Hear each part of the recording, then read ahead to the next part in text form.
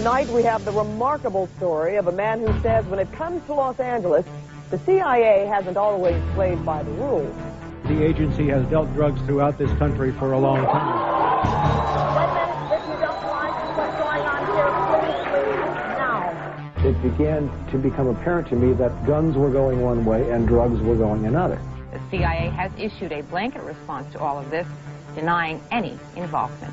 My name is Mike Ruppert, R-U-P-P-E-R-T. I did bring this information out 18 years ago, and I got shot at and forced out of LAPD because of it. I've been on the record for 18 years. We got on record everywhere we could so that if I did get killed, we would know. You know, somebody would know that somebody was saying something was wrong with CIA. Hello, I'm Mike Ruppert. It has been 28 months since the attacks of September 11th changed our world forever. As I wrote recently, the events in the 5 years following the attacks of 9/11 will determine the course of human history for the next 500 years. That prediction is proving to be true. Within 3 months of those attacks, I and my publication, From the Wilderness, had, using unimpeachable research materials, assembled a clear picture of what was driving world events. We had shown that the U.S. government had ample warning to have prevented the attacks and did not. We had shown that the U.S. and global economies were corrupt and on the verge of collapse, that the U.S. economy was particularly dependent upon the flow of hundreds of billions of dollars from the illegal drug trade. Since the U.S. occupation of Afghanistan in November 2001, at a time when the Taliban had destroyed more than 90% of all opium production, Afghanistan has, under CIA and U.S. military control, once again become the largest producer of the opium poppy, accounting for 70% of the world's supply. In spite of that, more than 2 million new Americans have become unemployed, and the total number of unemployed is higher than at any time since the Great Depression. According to the Reuters news service, the number of Americans living in poverty is 34.6 million. Most importantly, we accurately described something called peak oil. That is the fact that in 100 years, mankind has used half of all the oil and natural gas that has ever been created, and that from now on, the world will have to cope with ever-diminishing supplies of hydrocarbon energy, even as demand is increasing exponentially. We described the war that Dick Cheney told us would not end in our lifetimes as a sequential war to control the last remaining oil reserves on the planet. We specifically stated that the Middle East, Colombia, and Venezuela were on the agenda. We have been proved right on every count. And in the 2 years since I gave this lecture at Portland State University, our subscribers have benefited from more than 100 separate articles which have kept them ahead of the game. With the occupations of Afghanistan and Iraq, both of which have become costly guerrilla conflicts, and with the exposure of the Bush administration's deceptions about 9/11 and the threats posed by Saddam Hussein, we have seen the seeds for new conflicts being planted in West Africa, Venezuela, and Colombia, as well as in the Far East, Indonesia, and Korea. In each of these places, there are reserves of oil and gas or strategic transit routes that can help to meet supply needs for whoever controls them. The endgame for all this struggle is China, whose oil imports were recently predicted by the Japan Times to increase by 500% before the year 2030. What we did not know at the time that we made this tape, a fact which was not known even to the oil companies who were drilling there, was that an anticipated bonanza of oil from the Caspian Sea basin and Kazakhstan was proving to be a major disappointment. As one oil expert told a May 2003 conference on peak oil in Paris, which I was attending, quote, 20 out of 25 wells sunk in the Caspian basin between 2000 and 2003 have resulted in dry holes.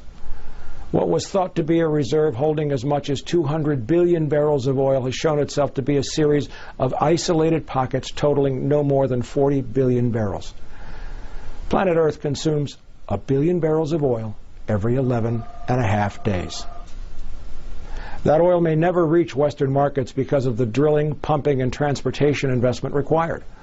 As this realization came to pass, the oil reserves of the Middle East have become all the more important for the industrialized world. 60% of all recoverable oil is in the Middle East. That helps to explain the sudden shift in U.S. policy away from Afghanistan and towards Iraq in 2002.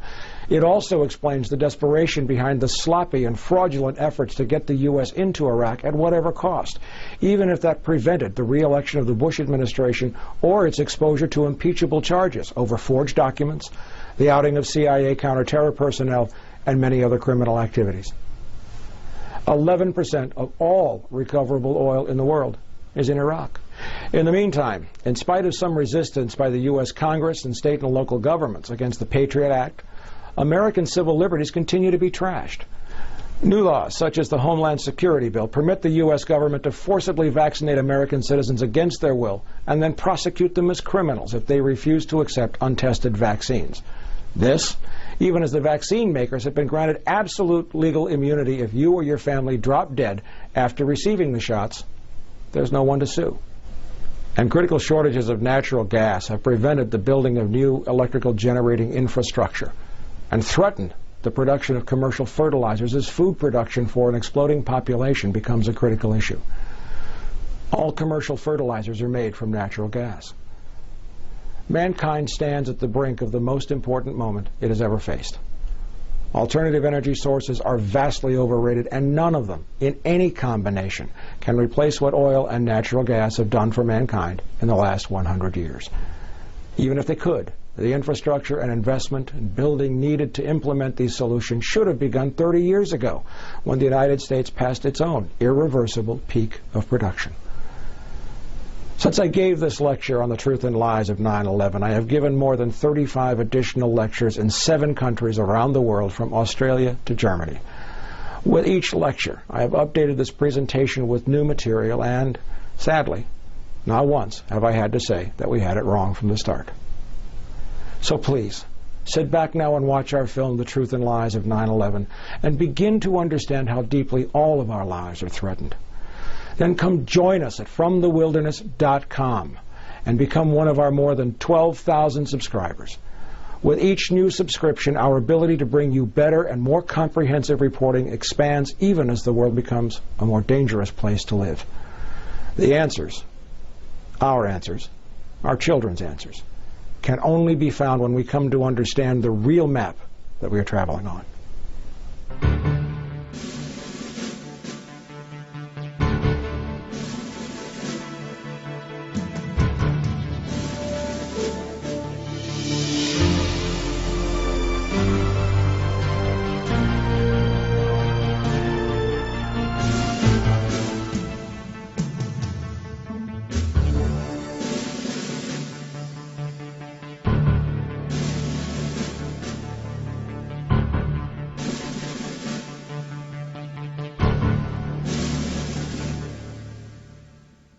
Mr. Speaker, members, I rise today really with a very heavy heart, one that is filled with sorrow for the families and the loved ones who were killed and injured this week.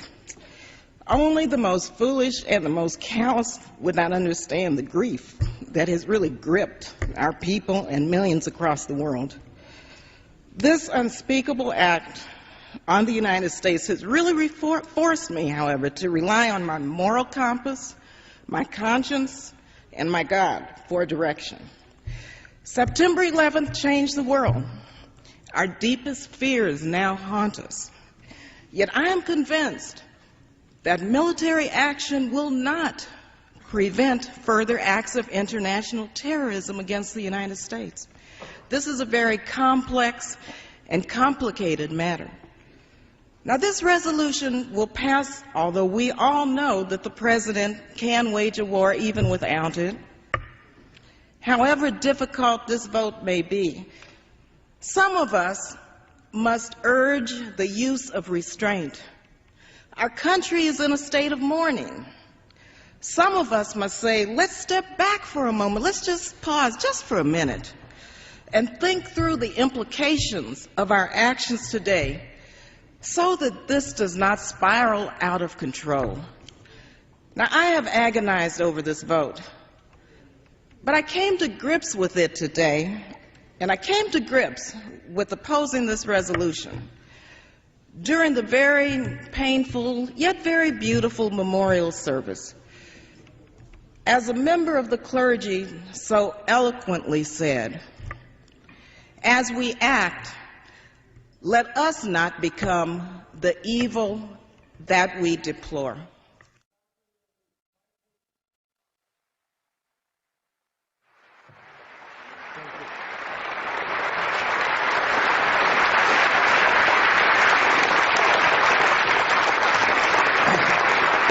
Thank you, Demetrius, and thank all of you. I am unbelievably gratified to see so many people here tonight. I almost got up here and said, hi, my name is Mike, I'm an alcoholic, but I think I'm at the wrong meeting, I guess.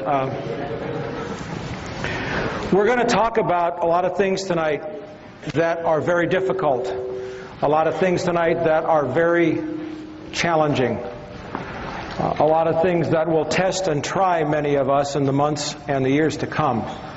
But we're going to have a certain approach to this, and it's the only kind of approach that I have found in 23 years that works when you're challenging a government that no longer serves the interests of the people.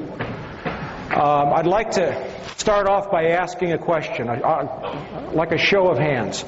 How many people in the room tonight believe that Lee Harvey Oswald was the lone gunman and solely responsible for the murder of John F. Kennedy? Show of hands.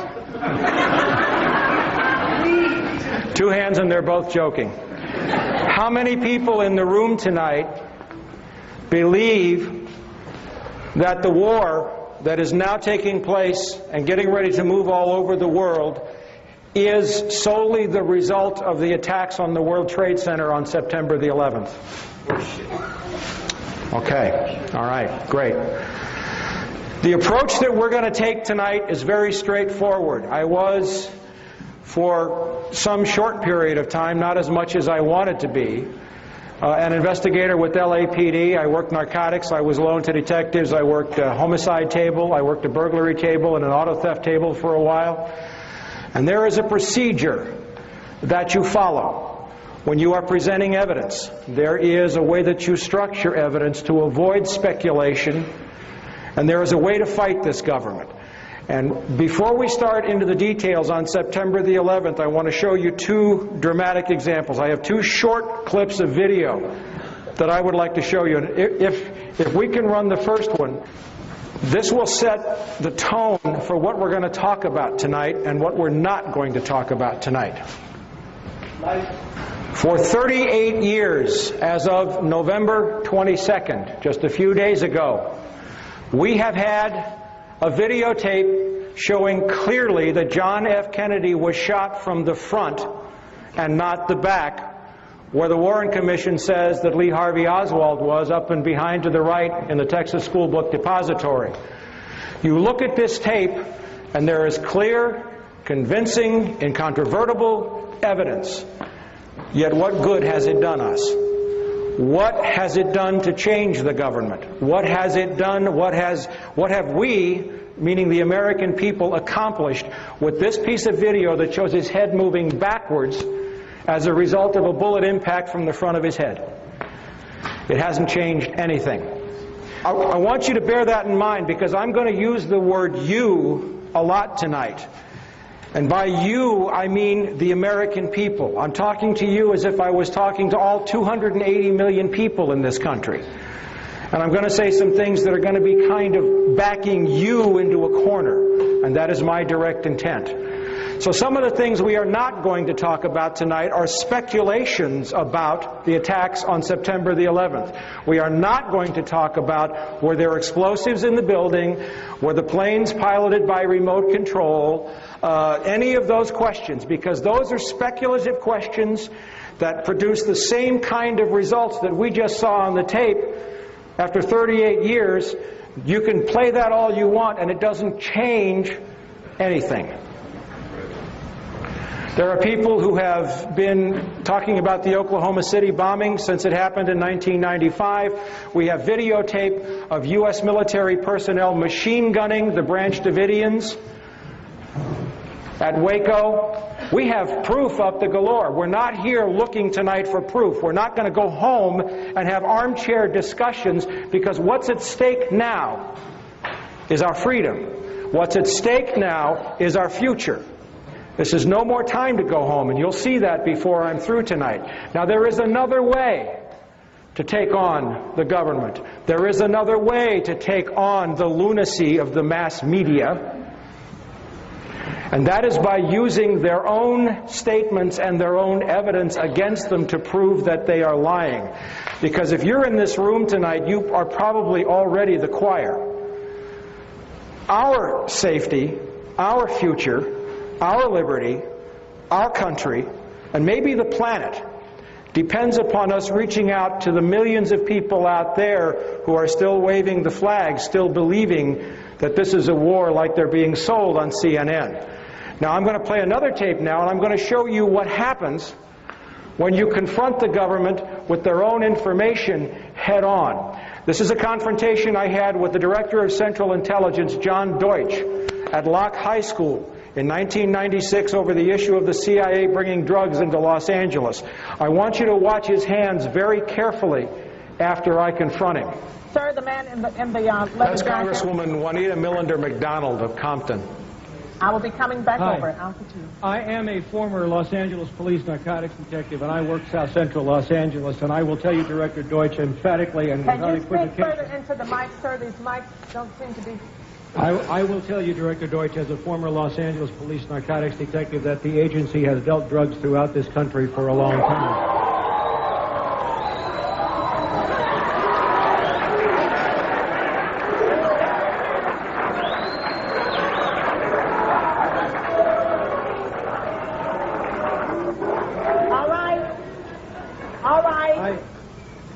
All right, obviously that is an answer for a lot of you. Now can you please... All right, now can you please... I refer direct... Wait a minute.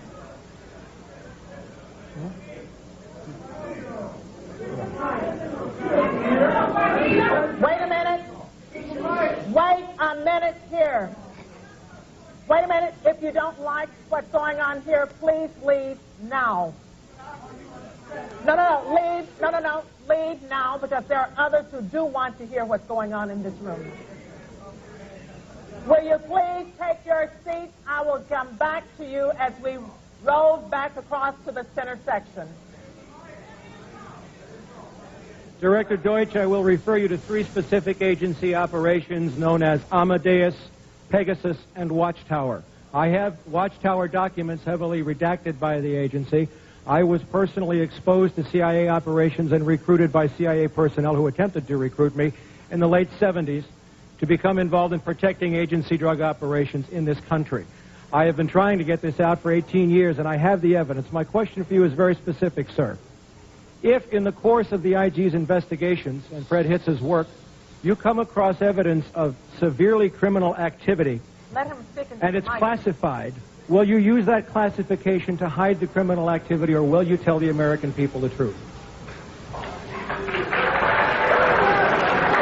Watch his hands. Watch his hands.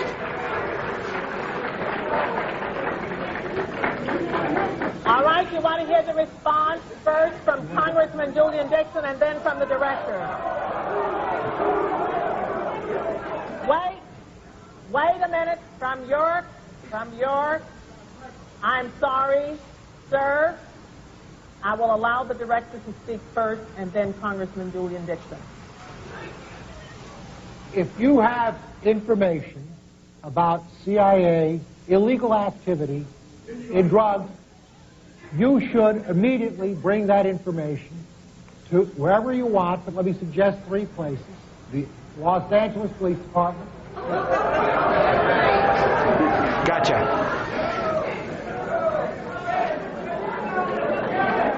Please. I'm sorry, others want to hear this answer. I am sorry, others want to hear this answer. It is your choice, the Los Angeles Police Department, the Inspector General, or office of one of your Congress persons from this. I did that 18 years ago, sir, and I got shot at for it. Wait a minute, sir. Wait a minute, sir. have not gotten the mic yet. You are not. But wait a minute, then. Don't speak out of turn. Let me say something else. If this information turns up wrongdoing, we will bring the people to justice and make them accountable. All right, Congressman Dixon. Thank you, sir, for coming. Wait a minute here.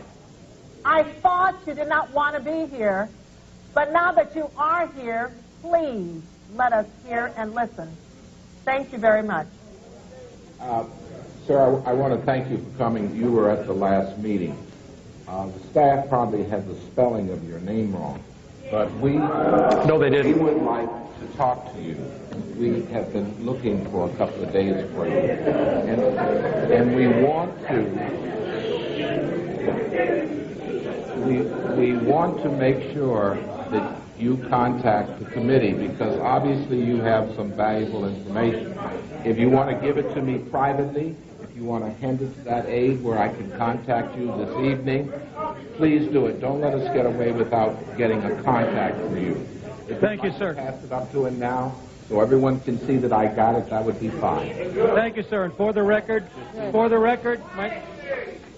Please keep the noise down so that we can hear and we can get answers. For the record, my name is Mike Ruppert, Ruppert.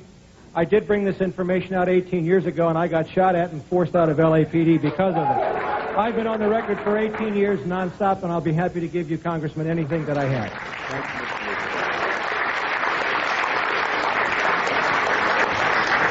I have to tell you that that was probably the most fun I've ever had in my life. Although tonight may top that. If you can kill the blue on the VCR there. What happened after this was John Deutsch was guaranteed an appointment by Bill Clinton to become the next Secretary of Defense. My confrontation with John Deutsch cost him that appointment. My good friend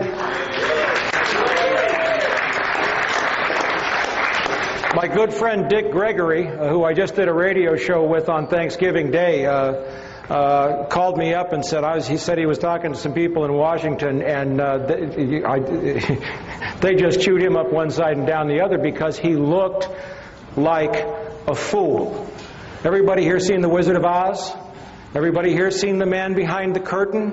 We have to get to the man behind the curtain, but it's going to be a little bit scarier than that movie was to do that.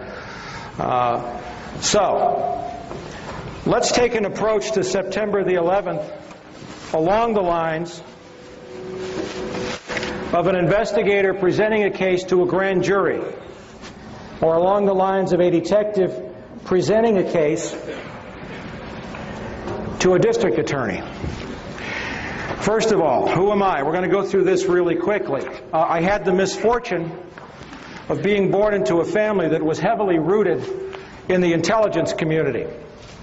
My mother was a cryptographer and cryptanalyst for the Army Security Agency and National Security Agency during World War II. She worked for Secretary of State Cordell Hull. She worked on the Japanese and Russian codes. By the way, we did know the Japs were going to attack Pearl Harbor, and we did let it happen. This is evidence that I would present. This is my mother's separation from the NSA in December 1949 because she was going to have babies. She didn't have me until 51. But my dad was also recalled into the Air Force during the Korean War. He went to work for Martin Marietta and went to work on projects like the Titan 3C, which put up all the CIA's keyhole spy satellites. Relatives of my father were OSS, that's the forerunner of CIA, and they were career at CIA in Langley. So everybody in the family had a clearance. I used to come home from school and say, "What's for dinner?" And Mom would say, "I can't tell you." That's a joke, I hope. Now what I need is a way to do this so that I don't get them all whacked up here. Continuing with the presentation, there's a couple of points I want to make here in Portland. This is one of my rating reports from LAPD showing an outstanding rating, showing also that I have, especially in the field of narcotics enforcement and investigative procedures, I was loaned to Wilshire Division Narcotics several times and specialized in narcotics. I was even sent to a training school by the U.S. Department of Justice and the DEA, which I attended. You don't get that for writing parking tickets. And the reason why I say this is because the ranking member of LAPD in the room that day when I confronted John Deutsch told Ted Koppel that I had never worked narcotics. And that got me pulled from a live interview with Ted Koppel. The ranking member of LAPD in the room that day was Deputy Chief Mark Croker.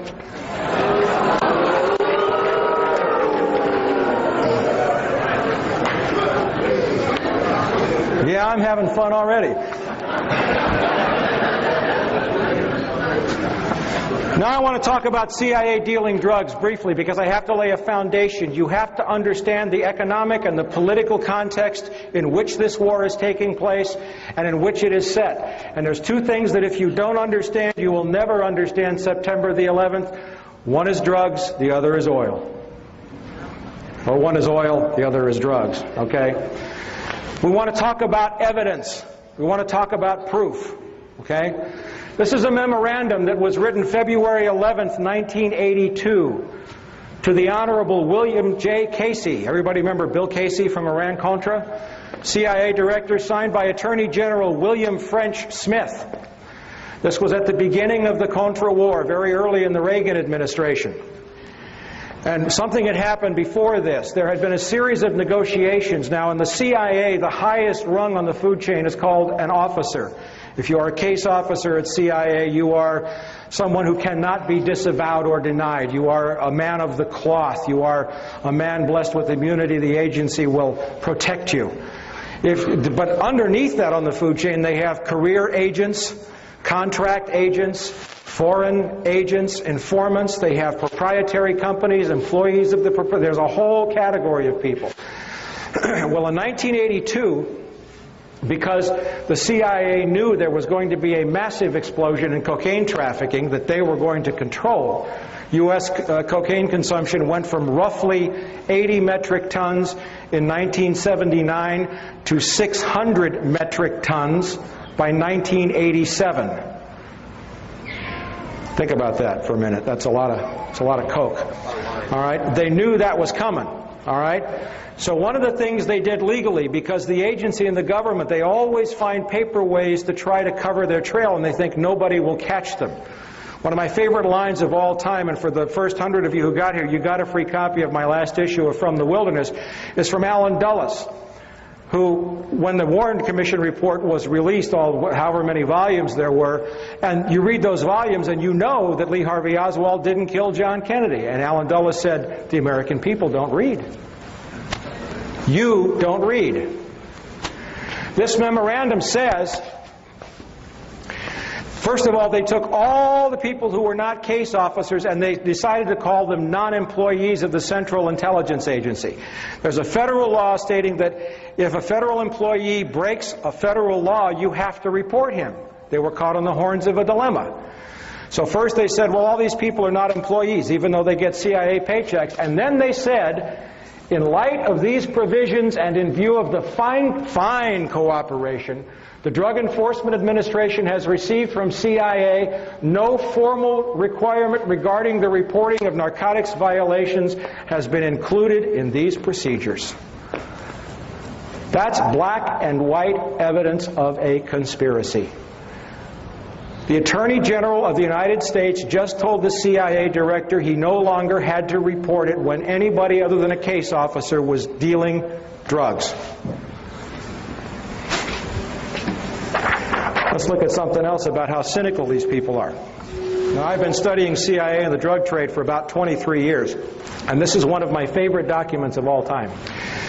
Some 28 C-130 Hercules were smuggled by the CIA and the Pentagon through the U.S. Forest Service into private hands, supposedly for the purpose of fighting forest fires.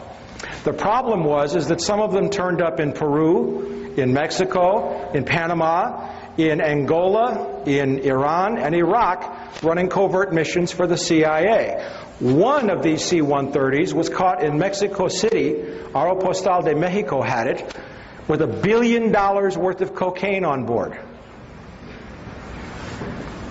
The Forest Service, having let these airplanes out, found itself in a kind of embarrassing position. So they had their lawyers work on it, and notice the last sentence. DOD is the Department of Defense. Apparently, DOD thinks that by having the Forest Service as the intermediary, if any future aircraft are used in drug smuggling, the Forest Service and not DOD will suffer the adverse publicity. They don't care about stopping it, they care about who's going to take the blame. It is possible to nail these people, but you have to know how to approach. The main reason why the CIA deals drugs is for one reason and one reason only. It's not to fund covert operations. The main reason is not to weed out the gene pool, although I will tell you, and I have proven that blacks have been deliberately targeted, but the CIA brings in more drugs than all the African Americans could use in this country. The main reason the CIA deals drugs is to support the U.S. economy. Let's take a look for a second. I don't know if you can read this in the back, but I'll call the names out. We're going to see something that's very unusual here. The National Security Act of 1947 created the CIA. It was written by a man named Clark Clifford, who was a longtime aide to Harry Truman. Okay? Clark Clifford's profession was he was a Wall Street banker and lawyer.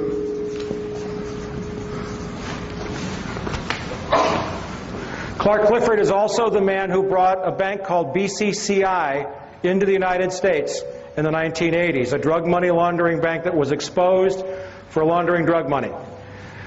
The design for the CIA, in other words, the people who told Clifford how to write the act, were two brothers, John Foster and Allen Dulles, the Dulles brothers, Duller and Dullest. John Foster Dulles was Secretary of State to President Dwight Eisenhower.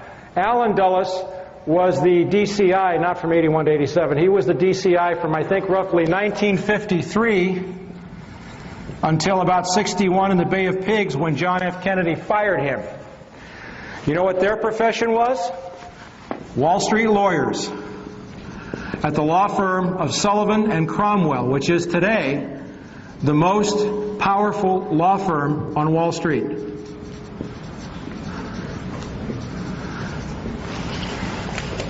Bill Casey, the man we just saw the memo addressed to. We know he was Ronald Reagan's DCI. What did Bill Casey do for Richard Nixon? He was chairman of the Securities and Exchange Commission.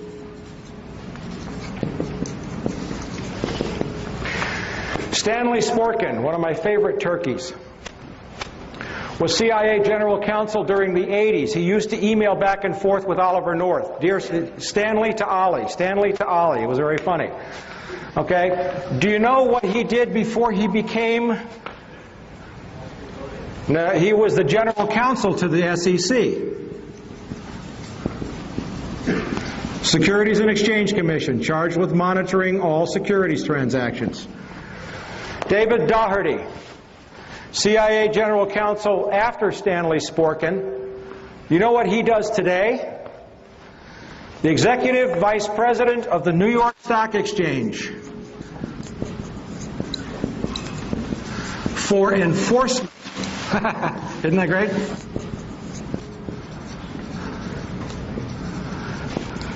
And then we have a gentleman by the name of A.B. Buzzy Krongard, and we're going to hear a lot about Buzzy Krongard tonight. Buzzy Krongard is currently the CIA Executive Director. The top three positions are DCI, Director of Central Intelligence, DDI, Deputy Director of Intelligence, and Executive Director. Buzzy Krongard was, until 1998, the head of an investment bank called A.B. Brown. A.B. Brown is involved in insider trading connected to September the 11th. He's a Wall Street banker. As a matter of fact, 6 out of 7 of the first deputy directors of intelligence came to CIA from Wall Street. The mission of the CIA is to control money and cash flow for the benefit not of you and me, but for the benefit of the banks and the stock brokerage houses and all of the interests that control U.S. politics. Now, the U.S. economy is in deep trouble. But the level of criminality in this government and in this country has become so overt in the last 2 years that the stink is becoming hard for people to ignore. This is a story from the Associated Press, June 27, 1999. New York Stock Exchange chief, that's a guy by the name of Dick Grasso, hops on an airplane in New York City and flies to Bogota, Colombia, hops in an armor-plated limousine and drives up to the foothills in the mountains that are occupied by the FARC guerrillas, who occupy a third of Colombia. They tax the cocaine. Everybody in Colombia deals drugs. But what did he ask them to do? He asked the FARC guerrillas to invest their drug profits in Wall Street. There's an AP story right there. He didn't say stop dealing drugs, it's bad for our kids. He said, let us manage your drug money. The FARC said, we think we would rather keep our money in Colombia for the benefit of Colombians. Why should we send it to New York? And what happened a year later was Bill Clinton announced Plan Colombia. And don't get me wrong here, Colombia is on the list of countries where this administration is planning to go to war because there's also oil there. All right. Still laying a foundation, but we're getting ready to move into September 11th. Let's look at a little history of the Bush family.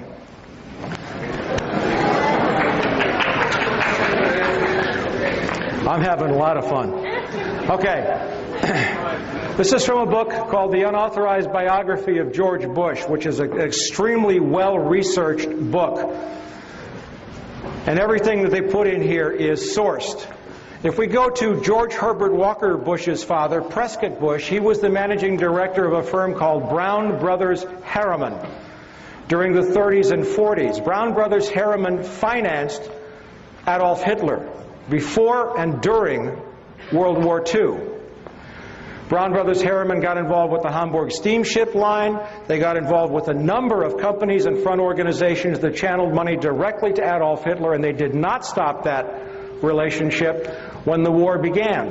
As a matter of fact, one particular firm, it was a bank affiliated, it was the Union Bank, affiliated with the Thyssen, that's T-H-Y-S-S-E-N, Steel Trust, managed by Prescott Bush, produced 50.8% of Nazi Germany's pig iron, 41.4% of Nazi Germany's universal plate, 36% of Nazi Germany's heavy plate, 38.5% of Nazi Germany's galvanized steel, 45.5% of Nazi Germany's pipes and tubes, 22% of Nazi Germany's wire, and 35% of Nazi Germany's explosives. It was so egregious and offensive that we find that in 1942, under the Trading with the Enemy Act, the U.S. government took over the Union Banking Corporation, in which Prescott Bush was a director, and they seized the assets. That's our current president's grandfather. Now, we know that our current president's father went out of his way to arm Saddam Hussein. How many people remember Iraqgate? I have an excellent story on that. There's monstrous, wonderful sourcing on the fact that George Herbert Walker Bush created the enemy which he fought in 1991. And so it is currently with Osama bin Laden. Now, how important is drug money? The International Monetary Fund published a report in January of this year showing that $1.5 trillion, trillion with a T, a year is laundered through the world banking system. Of that, according to Le Monde and according to the U.S. Department of Justice, it's very safe to say that $500 billion to $600 billion of that is directly the result of the drug trade. Why is drug cash important? How many people here have a credit card? All right, now I want you to be real truthful when you answer this. When you open your credit card bill every month, what do you look at first? I want everybody to look first at the total balance owing on the card. Raise your hand. How many of you look first at the minimum monthly payment required? How many of you pay your credit cards off in full every month? I'm impressed. The point is that the United States economy, and I was at an economic conference in Moscow in March of this year, has derivatives. Derivatives are anything that's not related to anything of value. It's like stock futures, it's calls, it's puts, it's options. It's has a derivatives bubble of $300 trillion. 20 trillion of that alone is connected to JP Morgan Chase, which is about ready to go under thanks to Enron. And watch that very closely, okay?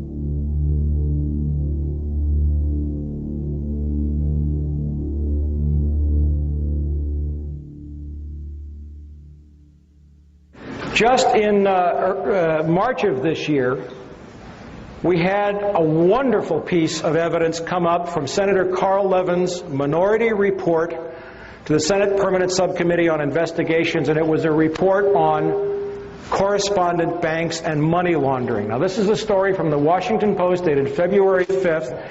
It says, inattention and disinterest by U.S. banks in screening the foreign banks they take as clients has allowed rogue foreign banks, not rogue, and their criminal clients to carry on money laundering and other criminal activity in the United States and to benefit from the protections afforded by the safety and the soundness of the U.S. banking industry, said Senator Carl Levin of Michigan. Specifically mentions JP Morgan Chase. On the next page, 4,000 offshore banks to launder money into the United States, $1 trillion laundered annually. That's conservative.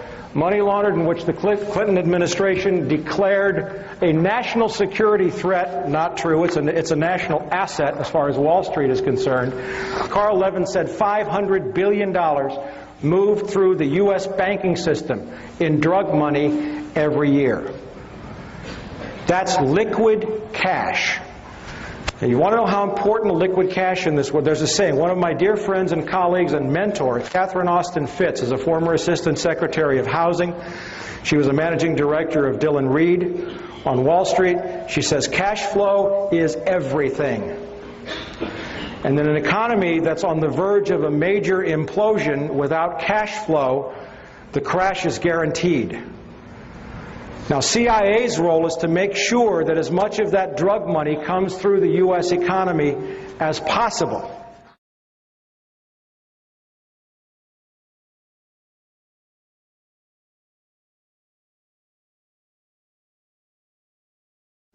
When I was a little girl, I grew up at 48th and Larchwood in West Philadelphia, and the Solari index was 100%.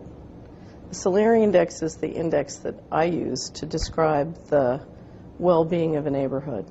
It's the percent of people in a neighborhood who believe that a child can leave their home, go to the nearest place to buy a popsicle, and come home alone safely. It was unthinkable that a child wasn't safe at 48th and Larchwood in West Philadelphia in the 1950s.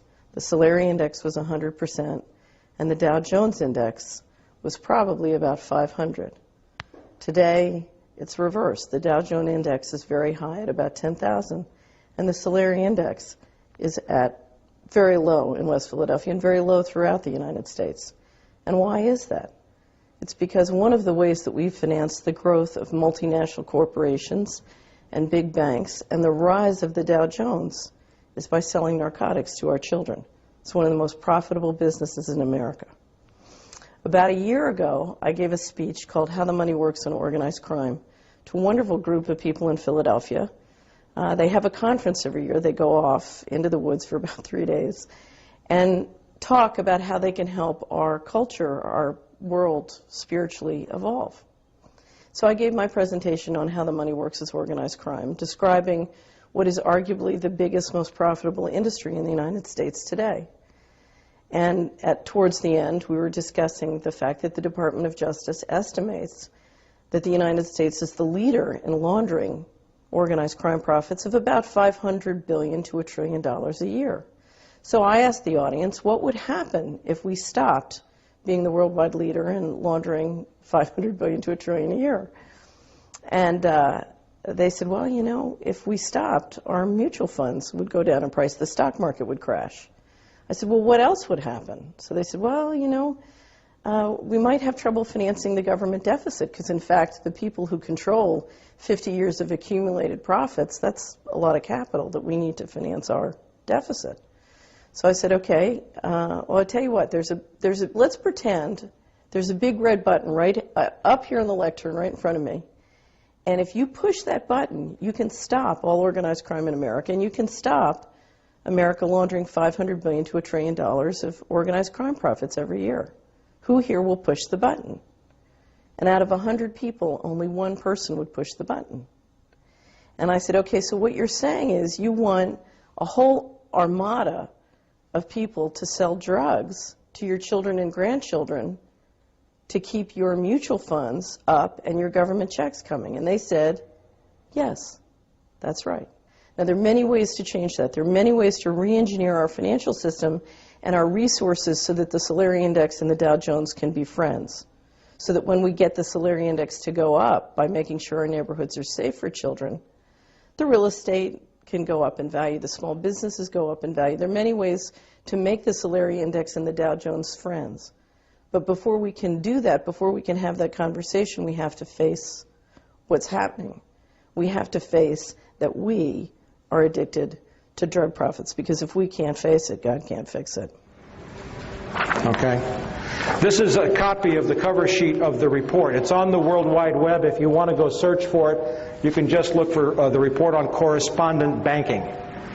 Okay, and that's a copy of the report. It's an incredible read. What they don't tell you in there, of course, is that the U.S. economy is dependent upon that drug money, among other things. Now let's go a little further. Gotta love this. If this gentleman down here in the black jacket walks into a bank with a deposit of $10,001, does everybody understand that the bank has to fill out a report and send it to the U.S. Treasury indicating that he might be a money launderer? But did you happen to know that under U.S. laws, there are certain classes of business that are exempt from making currency transaction reports? Included in those are a bank, obviously, a department or agency of the U.S. government. CIA does not have to fill out currency transaction reports. An entity established under the laws of any state, But you come down to this one. A listed entity other than a bank whose common or analogous equity interests are listed on the New York Stock Exchange or American Stock Exchange, or designated as a NASDAQ national market security. If you have a company that trades on Wall Street, you can launder all the money you want to. It's legal. Gee. Now I'm just laying a little groundwork here for you before we get to September 11th. We're getting there. Just last year, a group of companies were called in to meet with Janet Reno, who's not probably the most ethical person that ever lived, and Secretary of State Deputy Treasury Secretary Stuart Eisenstadt. And these companies, Hewlett-Packard, Ford, Sony, General Motors, Whirlpool, General Electric, and Philip Morris, were called in to the Department of Justice for the amount of drug money they were laundering. Basically, the message was, you guys cool it. Okay? It's getting like out of hand. Now, let me ask a question. This gentleman right here, what's your name? Kevin. Kevin. Kevin is a drug lord. Kevin is the king of all drugs in South America. Okay? All right. And let's say this young lady right down here with the glasses. What's your name? Rhonda. Rhonda is the Executive Vice President of General Motors for the Southern Hemisphere, or South America. Okay? Kevin, you call up Rhonda one day, and you say, I'd like 100 Chevy Suburbans, armor-plated, custom-built, at $30,000 each, and I'll pay cash. Rhonda, what are you going to say to that offer? All right. All right. Now, Kevin's got money that he can't spend because it's drug money. But now he's got 100 Chevy Suburbans. But let's say now that, the gentleman with his hand on his chin right there. Yeah, right there. What's your name? No, you. What's your name? Brian. Brian is Jack Welch, the chairman of General Electric. Okay? Now, Kevin, you're really good. Okay? You got $200 million that you got to move. Okay? So you call up Jack Welch's assistant, special accounts assistant. You say, I'd like to open in South America Kevin's Appliances. I'd like to buy $200 million of everything GE has, because I'm going to open this appliance store and I'll pay you cash. Now, Jack Welch at GE, what do you say? Right on. Let's do this deal. Now, by the way, who owns NBC? General Electric. MSNBC, CNBC, all the NBCs. Okay? Now let's just take a look at that for one quick second. Very quickly, a price-to-earnings ratio, P to E, market capitalization. It's very simple. If you have a company that has 10,000 shares, and each share sells for $10, did I say 1,000 shares? 1,000 shares, $10. Your market capitalization is $10,000. You multiply the share price by the number of shares. Market capitalization. You divide that by net profits. In other words, what you sell less the cost of doing business, and you come up with the ratio. This is how they value the stock market. Okay, so if you have a company that has a $300 million market capitalization and a $10 million net profit, the price to earnings is 30. The POP is 30. And that's about right. And by the way, the current Dow Jones Industrial Average is overpriced by about 2/3. Okay? Now, if you have this 30-to-1 ratio, if I add another $1 million, my pen went dry. If I add another $1 million and make that 2, what happens to this number? Becomes 60. All right? Now, the lady in red down here, who's looking away from me. Ma'am, what's your name? Karen. Karen owns an orange juice company. Makes the best orange juice in the world. And I owe all of what I'm teaching you now to Catherine Austin Fitz. And she's just she has a wonderful website at solari.com, and we'll put those up before I leave. You make incredible orange juice. Okay, the best orange juice in the world. It's fairly priced. Karen's orange juice, right? Okay. You have $1 million net profit a year. Now, let's say this young lady down here in the glasses with the light green sweater. What's your name? That's you. What's your name? Chris. Chris is the chief executive officer of PepsiCo, which owns a small orange juice company called Tropicana. Okay? You see her company with $1 million in net profit. How much, and your price to earnings is 30-to-1. How much are you willing to pay for that? How much are you willing to pay for her company? Would you pay $29 million? Yeah, because the minute you bought her company for $29 million, your stock value goes up $30 million. How do Wall Street executives get paid? In stock. And you watch very closely the Bush administration's plan for economic recovery. It's all handouts to the corporation, which will go directly to boost their POP, which will put hundreds of millions of dollars in the pockets of executives. Has anybody noticed the Bush administration has not offered one single aid plan for any unemployed airline worker?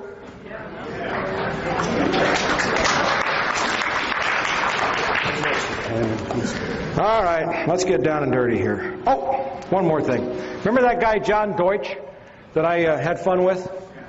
Okay, well, right now he's on the board of directors of Citibank,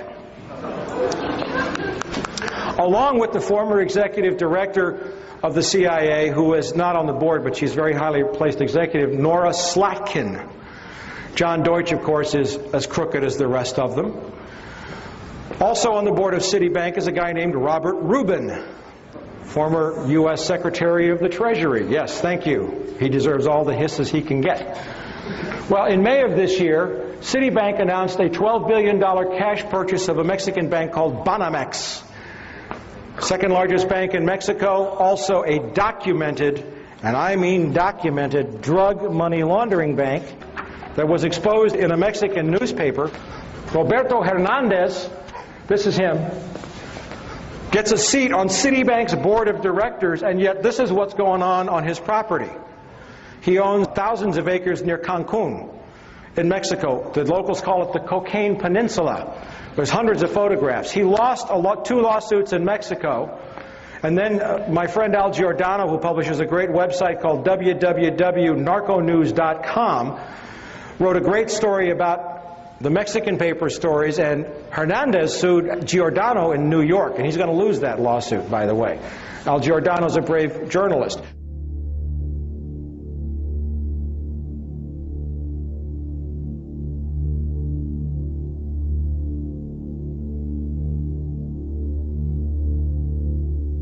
But the point I'm making with this is that the criminality had gotten so out of hand by May of this year that Citibank would openly buy a known drug money laundering bank and put the drug money launderer on its board of directors. That's the need for drug cash in the U.S. economy right now. By the way, Citibank's record of involvement in drug money laundering is extremely well documented in the Wall Street Journal and the New York Times. It laundered some, I think, $300 or $400 million for Raul Salinas de Gortari, the brother of the former Mexican president. Now let's go to some other things that are going on in the economy so that we set you up to understand what's going on around September the 11th. The U.S. economy is being looted. Anybody here remember the savings and loan scandal? You know, the gang that's in the White House is the same gang that brought us the savings and loan scandal? That took $500 billion out of your pockets. Well, here's some new developments in the government. And by the way, I'm not a Democrat or a Republican. Bill Clinton's a sleazebag too. Okay? That so-called liberal put almost a million nonviolent drug offenders in prison to boost the shares of companies like Corrections Corporation of America and Wackenhut. He destroyed many of the welfare laws, and one is not better than the other. But notice this, HUD loses, HUD, Housing and Urban Development, $59 billion. When was the last time you lost $59 billion? This was from testimony in Congress by Susan Gaffney, Inspector General of HUD. And you know what HUD said they did when they couldn't figure out where the money went? We made an adjustment in our checkbook. Where's that money going? You'll find out before we're through. Now, if you thought that was bad, the Defense Department cannot account for $1.1 trillion that seems to have vanished within the tangled system of financial accounting put in place by private contractors. Do you know who the private contractors are? Lockheed Martin and DynCorp. Okay? HUD. Oh, I dropped a microphone. I have more microphones on me than the FBI has in my living room.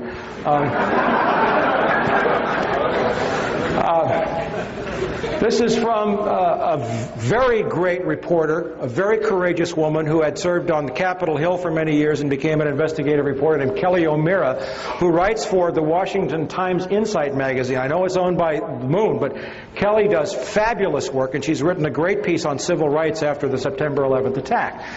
The point is that $4.4 trillion in adjustments to the Pentagon books had to be cooked to compile the required financial statements, and that $1.1 trillion of that amount could not be supported by any reliable information. All right, now, there's one thing I got to do before we get to September the 11th and what's happening since. It's easy to say that this is a war about oil, and you're going to know more about it than you did when you came in here, when you leave. The entire world economy is on the brink of a major collapse. 2 days before the attacks on the World Trade Center, I issued an emergency bulletin to all of my subscribers. And by the way, there's a table over here, and those of you who would like to subscribe, we have the information there for you. I'll put a website up. We also have videotapes of a lecture on Wall Street's War for Drug Money, which is like 2 hours on what I did with the economy that I gave at the USC School of International Relations last December. And we have those tapes over there. I think Chris Milligan's over there somewhere. Chris, wherever you are. But I issued a bulletin saying that we were on the brink of an economic collapse that would make 1929 look like a picnic. And in the 3 weeks prior to the attacks, the Dow had dropped almost 900 points. Now, what we have seen since then, and you must understand this clearly, is that the Dow's so-called resurrection to close to 10,000 points is strictly the result of a massive infusion of cash from the U.S. Treasury, which is your cash, which is being given to the corporate executives and not to the people who have been laid off. And every time you see the Dow go up, you'd better believe that another 5,000, 10,000 people have lost their jobs. We are also in a global financial crisis that began in 1998 with the collapse of the bond markets and hedge fund derivatives, the money laundering investigations, and the mega mergers in the financial industry. The war buildup after September 11th is now shifting resources from domestic needs to the defense establishment. This fulfills a Bush-Cheney campaign promise to boost defense spending. But it is not sustainable for a number of reasons. And then this brings us into the issue of oil briefly, and we'll get into this more later. And basically is that oil production in the world is peaking. The last untapped major oil fields in the world are in two places, actually. First, Central Asia, and we'll get into that in depth. And second, guess where? In Colombia. Okay? And this is now a war, and this is now a moment in human history when the age of oil is nearing its end, because world population and demand will exceed production sometime within roughly the next 10 years. And we're going to get into that for why. But now let's go back into the warnings about September the 11th. And I didn't do a lot of this, and we have time. Osama bin Laden is of course a Saudi Arabian by birth. His family is exceptionally wealthy. They own not only major construction companies, but they are heavy investors in high technology stocks like Nortel. They have a piece of Pepsi, I think, and Coca-Cola. They're into everything. They're very wealthy. In 1976, Osama's older brother Salim bin Laden hired a man in Texas by the name of Jim Bath, who has CIA connections, to handle all the investments in the United States for the bin Laden family. Jim Bath also happens to be a personal, almost lifelong friend and former Air National Guard pilot with George W. Bush. And immediately after Jim Bath made the arrangements took over the bin Laden family's finances, Jim Bath made a $50,000 investment in George W. Bush's first company, Arbusto Energy. The connections between the Bushes and the bin Ladens become much more clear as you move forward, and we have reported this in From the Wilderness. Again, I was using stories, and you'll see this. When George Herbert Walker Bush made trips to Saudi Arabia in 1998 and 2000 to meet with the Saudi royal family and to meet with the bin Laden family, which he finally acknowledged, along with former British Prime Minister John Major, on behalf of a company called the Carlyle Group, which is the 11th largest defense contractor in the company, in the country. Carlyle Group is a privately owned corporation. That means they do not have to report their ownership or financial activities to the SEC. Yet they provide all kinds of the highest technology equipment to the U.S. Pentagon. And Carlyle, of course, has made several, probably $1 billion, and will as a result of this war. In that context, Osama bin Laden went to Afghanistan in 1979, 1980, maybe the early 80s, to fight the Russians, and he was supported by the CIA. And it's interesting to note that when the Russians invaded Afghanistan, 0%, and this is from Professor Alfred McCoy of the University of Wisconsin, who's also one of my subscribers, in a great book called The Politics of Heroin. 0% of the U.S. consumption of heroin came from Pakistan, Afghanistan before the Russian invasion. By 1985, 86, 40% of the heroin in the United States came from that region, all controlled by the Central Intelligence Agency. And Osama bin Laden came up under a guy named Gulbuddin Hekmatyar, who ran 6 heroin labs, all protected by the CIA and controlled by the agency. He has been a CIA asset for a long period of time. We'll see more about that. He is a CIA creation. Now we come to September 11th, and we're going to go into a timeline here, and I have written several stories, and I was on the radio here with Sheila Hamilton at KPAM just a few days after the attacks, and I was saying the U.S. government knew these attacks were going to take place and did not stop them. And I keep building to that evidence, but I'm going to show you a couple of things now. Not by any means all of the evidence that I have of foreknowledge, but just a couple of telling points. Israeli security issued urgent warning to CIA of large-scale terror attacks. And this is a long story saying that the Israeli Mossad knew that the attacks were going to take place. They knew that the World Trade Center were the targets.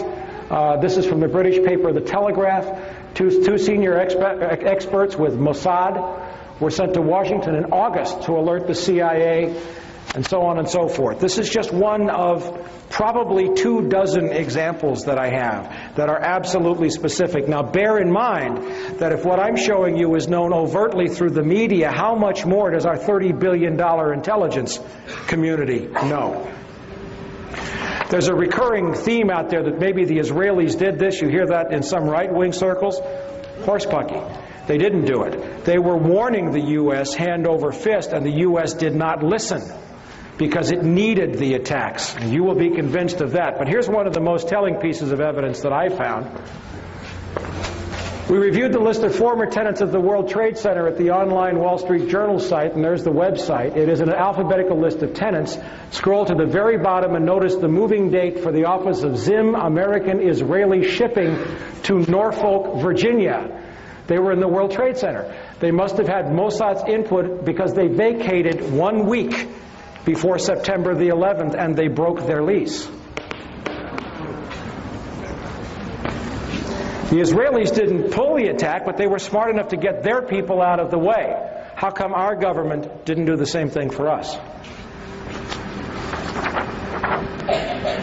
Now we're getting into the heart of September the 11th.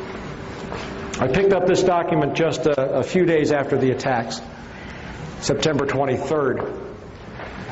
And it's from the Herzliya Institute for Counterterrorism. It is an Israeli counterterrorist think tank. Of course it's connected with the Mossad. And what they detailed, this is from the October 15th issue of From the Wilderness. Between September 6th and 7th, the Chicago Board of Options Exchange saw purchases of 4,744 put options on United Airlines and only 396 call options. A put option is basically a bet that the stock price is going to go down. It's a contract that's entered into that's irrevocable. And let's say the gentleman in the suspenders, I do a put option deal with you to sell shares at $100 in 2 weeks, 4 months. 4 months is the standard, but you can write the contract for anything you want. And he's committed now to buy the shares for $100. Well, if I know that the attacks are going to take place, I don't have to deliver the shares until the contract matures. So if I know the stock is going to crash, he enters into a put agreement with me, agrees to buy the shares at $100. The next day the World Trade Center attacks happen. The stocks are selling for $20. I go buy the shares for $20, and he has to buy them for $100. That's how a put option works. That's the short version, okay? So we saw 4,744 put options on United Airlines, but only 396 call options. On September the 10th, 4,516 put options, same deal, were placed on American Airlines, bought on the Chicago Exchange, compared to only 748 calls. There were no other similar trades on any other airlines. And this level of put options was like 600 to 1,200% above normal for United and American Airlines. Now, just these trades alone, there were also put options placed on Merrill Lynch, which had 22 floors. Morgan Stanley had 22 floors, and Merrill Lynch had an offices near. Both were heavily impacted. Heavy put options there, heavy put options on reinsurance companies, Munich Reinsurance, the largest in the world, AXA Reinsurance in France, which owned 25% of American. Totally out of whack. Absolutely spiking. There's another newsletter that says very clearly, by a guy by the name of Phil Erlanger, and this is his newsletter, that the insider trading may have cost $1 billion. Now just these ones that were identified, produced only $2.5 million in instant profits for somebody who knew the attacks were going to take place. Nobody claimed the profits. The San Francisco Chronicle caught it shortly thereafter, and nobody has claimed them since. And we don't know who made the trades.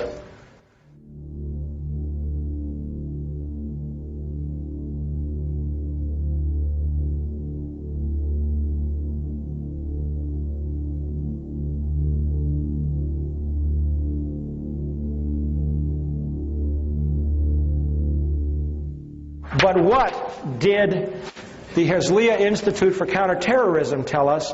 It told us that the United Airlines put options were placed through the firm A.B. Brown. Do you remember A.B. Brown? A.B. Brown was the firm headed until 1998 by A.B. Buzzy Krongard, who is now the executive director of the Central Intelligence Agency. A.B. Brown was sold in 97 to Bankers Trust and to Deutsche Bank, I think in 98 or 99. It was an offshoot of Deutsche Bank. Now, one thing that I know, that I have written heavily about, is that the CIA, the Mossad, and major intelligence services track all stock trading in real time. On my website, you'll see stories about Promise software, and it's very long to go into, but it's a very sophisticated software. I'm going to write the website for you. It's a very sophisticated software that's been made with artificial intelligence and is capable of integrating wide numbers of databases in different languages. You'll find this on my website at www.copvcia.com. Now, I know that CIA and Mossad track stock trades in real time, so if all these put options were placed on American and United, do you think that should have triggered some alarm inside the Central Intelligence Agency? But instead we find that the trades were placed through a firm that was once owned, managed by the guy who was the number 3 at CIA. This is just pieces of evidence now. I'm building the case. Now, again, we're building up some history here. In January of this year, the Taliban and Al-Qaeda destroyed the entire opium crop in Afghanistan. It's been verified by the United Nations, by the Drug Enforcement Administration, by ABC News, by BBC, who put people on the ground. Afghanistan had been the world's largest producer of opium, producing 70% of the world's heroin through the year 2000. In January, they destroyed their crop. Part of it was a price support. They had overproduced the year before, part of it, and they sold from their stockpiles. But there are no opium crops in Afghanistan right now. They've all been planted, of course, since the Bush administration and the CIA have lifted the ban, and everybody can go back to work and the CIA can move the heroin again.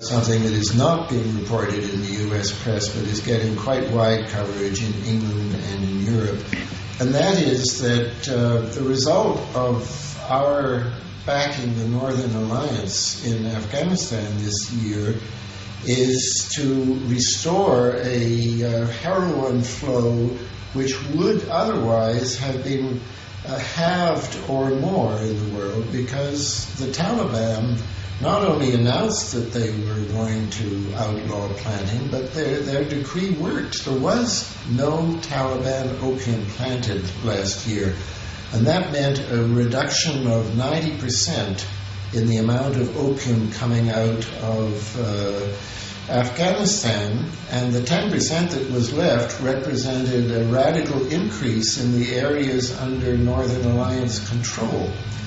Now, if we had not gone into Afghanistan, this would have been the most effective reduction in the flow of heroin in the world since the DEA was created 30 years ago. But by going into Afghanistan, backing the Northern Alliance, we've now chased the Taliban out, and in all kinds of provinces where the farmers had started to plant wheat, they're now plowing up their fields and putting in opium instead. And the global drug authorities at the UN expect that we're going to go back to the record flow of opium that we've seen in the last couple of years. But we heard right after the attacks on September 11th, Tony Blair saying, we will bomb the poppy fields. Well, there are no poppy fields. They destroyed their crops. I was in Moscow, Russia in March of this year, and I found out that Uzbekistan, and we're going to get to Uzbekistan in a minute, was awash in a sea of poppies.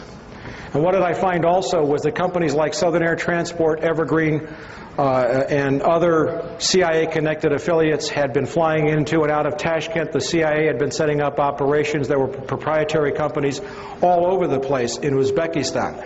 So now we have the destruction of an opium crop, which does what? It takes cash out of the world's banking system. In conjunction with a stock market bubble, in conjunction with world oil prices or world oil production diminishing, and a huge bubble on Wall Street. Now we come to, this is just from recently, of course. This is from the October 5th. Afghan rebels, that's the Northern Alliance, our good friends. The Northern Alliance, who actually dominate the opium trade from the north of Afghanistan. Okay, now we've seen the recent stories saying that the poppy farmers are absolutely rejoicing because they've gone back to planting. So now we come back to the oil and drugs. There's an old saying, God equals gold, oil, and drugs. Okay? Testimony from February 12, 1998 in Washington, D.C. before the House International Relations Committee by John Maresca, Vice President of International Relations for UNICAL, which had been planning to build a pipeline for some time from the Central Asian oil fields of Tajikistan, Kyrgyzstan, Uzbekistan, all the stands, across Afghanistan, down to the Pakistani coast. It's a distance of about 1,500 miles. To a terminal where U.S. tankers would take the oil and gas and ship it to China and Japan, the largest emerging markets in the world. China's in the middle of a huge oil crisis, and the U.S. Wall Street is pouring money into China hand over fist. And he says in this, construction cannot begin construction until an internationally recognized Afghanistani government is in place. A recent study for the World Bank states that the proposed pipeline for Central Asia across Afghanistan and Pakistan to the Arabian Sea would provide more favorable netbacks, that's money in your pocket, folks, to oil producers. That's his testimony. Now, UNICAL put the pipeline on hold in 1999. They also hired a guy named Henry Kissinger to consult for them, which explains why Afghanistan has never been listed as a sponsoring terrorist nation. Isn't that strange? The head of all the terrorists in the world, and the biggest country, has never been listed?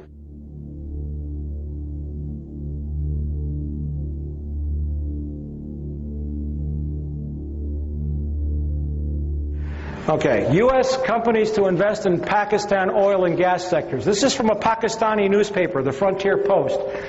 The date is, what is the date? October 10th. And what this says, now October the 10th is after we've gone to war, after the attacks on World Trade Center, after we know, is anybody surprised at how quickly we kind of won in Afghanistan?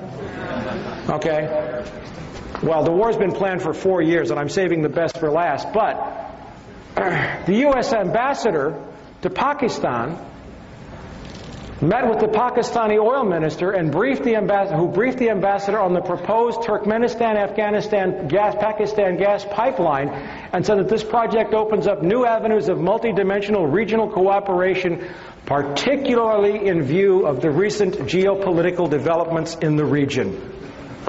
Gee, the pipeline that was blocked is now back on full tilt just days after we started the bombing.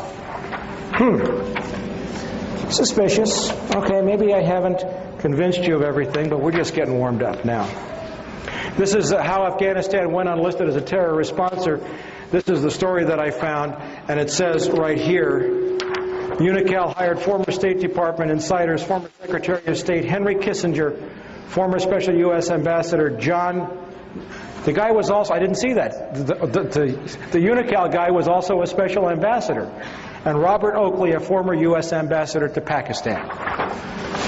You're going to love where Henry Kissinger turns up on this, by the way.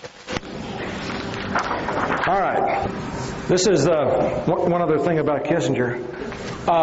Chinese oil firm picks Kissinger as advisor. This is from November 4th. Thank you. The Chinese National Offshore Oil Company has hired Henry Kissinger to head its foreign advisory board. Now, Kissinger's got the Pakistan end and he's got the China end of this oil pipeline. Who does Henry Kissinger front for? Rockefeller. Very good. David Rockefeller. Who's that? Zbigniew Brzezinski. Zbigniew Brzezinski was counselor for strategic and international studies, professor of American foreign policy at Johns Hopkins, national security advisor to President Jimmy Carter, trustee and founder of the Trilateral Commission, member of the Council on Foreign Relations, international advisor to several major corporations, associate of Henry Kissinger, also worked for Ronald Reagan in intelligence capacities. Co-chairman of the Bush National Security Advisory Task Force in 1988. What a guy. Zbig. Now, if you want to get really, really, really, really angry, go buy this book. It's called The Grand Chessboard. American Primacy and Its Geostrategic Objectives. Written by Zbigniew Brzezinski in 1997. I'm going to read you some quotes from that book.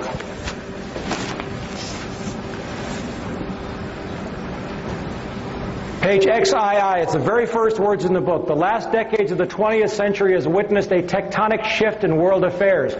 For the first time ever, a non-Eurasian power has emerged not only as a key arbiter of Eurasian power relations, but also as the world's paramount power. The defeat and collapse of the Soviet Union was the final step in the rapid ascendance of a Western Hemisphere power, the United States as the sole and indeed the first truly global superpower. Page XII, it's in the preface. But in the meantime, he says, it is imperative that no Eurasian challenger, Eurasia is everything in between roughly east of Germany all the way to the Pacific Ocean, south through the Indian subcontinent, and includes the Middle East. It's imperative that no Eurasian challenger, by that he means Russia or China, emerges capable of dominating Eurasia and thus of also challenging America. The formulation of a comprehensive and integrated Eurasian geostrategy is therefore the purpose of this book, Geostrategy, Eurasia. The attitude of the American public toward the external projection of American power has been much more ambivalent. The public supported America's engagement in World War II largely because of the shock effect of the Japanese attack on Pearl Harbor. It gets worse. For America, the chief geopolitical prize is Eurasia. Now a non-Eurasian power, that's us, is preeminent in Eurasia, and America's global primacy, isn't that arrogant? America's global primacy is directly dependent on how long and how effectively its preponderance on the Eurasian continent is sustained. What he's saying is that if the U.S. wants to stay top dog, we have to control Eurasia. America's withdrawal from the world, or because of the sudden emergence of a successful rival, would produce massive international stability. It would prompt global anarchy. You know what he's saying there? Yeah, a little global anarchy would probably be a damn good thing right now. What he's saying there is, if we don't control the world by whatever means necessary, the world's going to be miserable. He didn't ask my opinion. Did he ask yours? Okay. In that context, how America manages Eurasia, do we manage people around the world? Is that our job? Is critical. Eurasia is the globe's largest continent and is geopolitically axial. A power that dominates Eurasia would control 2 of the world's 3 most advanced and economically productive regions. A mere glance at the map also suggests that control over Eurasia would almost automatically entail Africa's subordination, rendering the Western Hemisphere and Oceania, that's Australia for all of you non-academics, geopolitically peripheral to the world's central continent. About 75% of the world's people live in Eurasia, and most of the world's physical wealth is there as well, both in its enterprises and underneath its soil. Eurasia accounts for 60% of the world's GNP and 3/4 of the world's known energy resources. 2 basic steps are thus required. First, to identify the geostrategically dynamic Eurasian states that have the power to cause a potentially important shift in the international distribution of power, and to decipher the central external goals of their respective political elites and the likely consequences of their seeking to attain them. Second, to formulate specific U.S. policies to offset, co-opt, and or control the above. The man is talking about co-opting, controlling, managing, subverting nations and peoples and economies. To put it in a terminology that harkens back to the more brutal age of ancient empires, the 3 grand imperatives of imperial geostrategy are to prevent collusion and maintain security dependence among the vassals, to keep tributaries pliant and protected, and to keep the barbarians from coming together. That's on page 40. I'm telling you, you got to buy the book. Now we get really serious. On page 95, Uzbekistan, with its much more ethnically homogeneous population of approximately 25 million and its leaders emphasizing the country's historic glories, has become increasingly assertive in affirming the region's new post-colonial status. He saw the first step in this as diminishing the ability of Russia to reassert the dream of the Soviet Union. All the stands in Central Asia were once part of the Soviet Union. The borders were drawn arbitrarily by Lenin and Stalin. And he saw one of the most important steps was to prevent Russia from asserting any control in the region, which we did. You know how we did it? Over the last decade, thanks to Goldman Sachs, the Harvard Endowment, the U.S. Treasury and the Federal Reserve, the World Bank, we looted $300 billion out of the Russian economy. $300 billion. I was there. The Russian population was, 164 million at the fall of the Soviet Union. The population of Russia is today 145 million. In another 10 years, it will be 130 million. The average life expectancy of a male in Russia has dropped to 48 years. Thanks to the economic devastation, the ruin we visited on their economy, it was a deliberate plan to weaken Russia so that it couldn't challenge our move into Eurasia a decade later. It helps if you see this on the map. Okay? Russia, Kazakhstan, Kyrgyzstan, Tajikistan, Uzbekistan, Turkmenistan, Iran, Afghanistan, Pakistan, India, and China. Now, the proposed oil route is from here to here, 1,500 miles. China can't build it because it's 5,000 miles, and they don't have the technology to build it. We do, thanks to a company named Halliburton, Halliburton, which was chaired with the CEO was Dick Cheney, right? Okay, they're probably going to build the pipeline. Okay, so now that you see this relationship, what he's saying is, you build a block starting with Islamic fundamentalism, which we've supported and created, to keep Russia from moving south to reassert control, but then you build up these countries so that they're so powerful, and with a weakened Russia, Russia can't make a move to control, and all the oil reserves are right in here. Okay? And we have effectively made China dependent upon our technology because they need the oil desperately.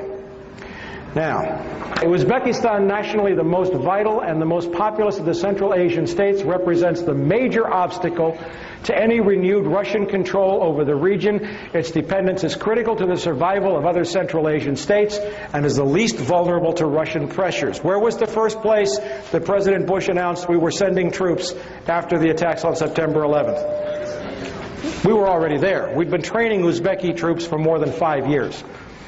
Referring to an area he calls the Eurasian Balkans, and a 1997 map in which he circled the exact location. Now remember, this is a book written 4 years ago. And I'm going to show you a map where Zbigniew Brzezinski said the next world conflict was going to take place. Afghanistan, Iran, Turkmenistan, Uzbekistan, Tajikistan, Kyrgyzstan, Kazakhstan. This is where he said 4 years ago the United States, in order to sustain its precarious, that's my words, economy, would have to control that to maintain its role as the global superpower and to become the world's only superpower. In effect, the ruling nation of the world. That's his map from 4 years ago.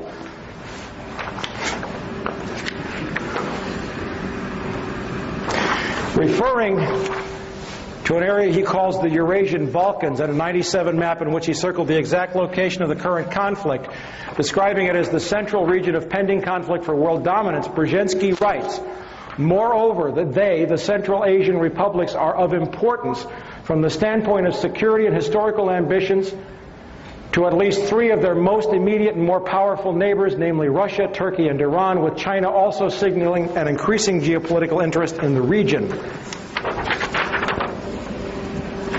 And he really lets his hair down. More important as a potential economic prize, an enormous concentration of natural gas and oil reserves is located in the region, in addition to important minerals including gold. Didn't know about the gold, did you? The world's energy consumption is bound to vastly increase over the next 2 or 3 decades. Estimates by the U.S. Department of Energy anticipate that world demand will rise by more than 50% between 1993 and 2015, with the most significant increase in consumption occurring in the Far East, China. The momentum of Asia's economic development is already generating massive pressures for the exploration and exploitation of new sources of energy in the Central Asian region, and the Caspian Sea basin are known to contain reserves of natural gas and oil that dwarf those of Kuwait, the Gulf of Mexico, and the North Sea. Once pipelines to the area have been developed, Turkmenistan's truly vast natural gas reserves augur a prosperous future. He's talking about the pipelines. Without sustained and directed American involvement, before long, the forces of global disorder. Global disorder? You mean democracy? Global disorder could come to dominate the world scene, and the possibility of such a fragmentation is inherent in the geopolitical tensions not only of today's Eurasia, but of the world more generally. The most immediate task is to make certain that no state or combination of states gains the capacity to expel the United States from Eurasia, or even to diminish significantly its decisive arbitration role. In the long run, global politics are bound to become increasingly uncongenial to the concentration of hegemonic power in the hands of a single state. Hence, America is not only the first, as well as the only truly global superpower, but is also likely to be the very last. And what does he say that's going to happen? He says that the United States will fold into a one-world government in which all nations will cease to exist, run by corporations. I'm paraphrasing it. Now, hold your breath. Very last pages in the book. Moreover, as America becomes an increasingly multicultural society, it may find it more difficult to fashion a consensus on foreign policy issues except in the circumstance of a truly massive and widely perceived direct external threat.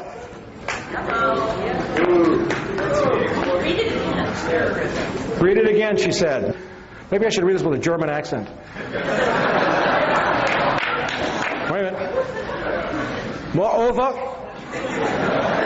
as America becomes an increasingly multicultural society, it may find it more difficult to fashion a consensus on foreign policy issues, except in the circumstance of a truly massive and widely perceived direct external threat.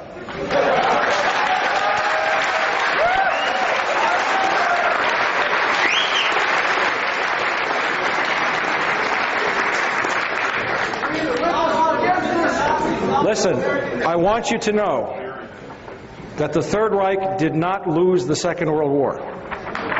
It just changed venues. Now we're going to close with a summation. And you all are still with me. Nobody's fallen over in their chairs, right? Can I have a minute to take a hit off my Pepsi here?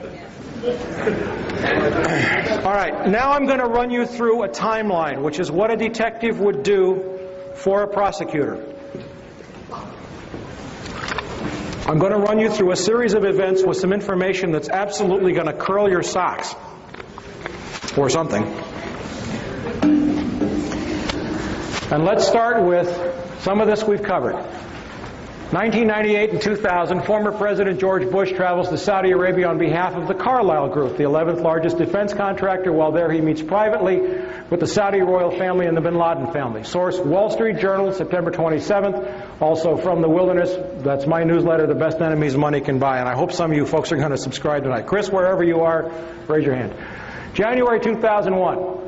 The Bush administration orders the FBI and intelligence agencies to back off investigations involving the bin Laden family, including two of Osama bin Laden's relatives, Abdullah and Omar bin Laden.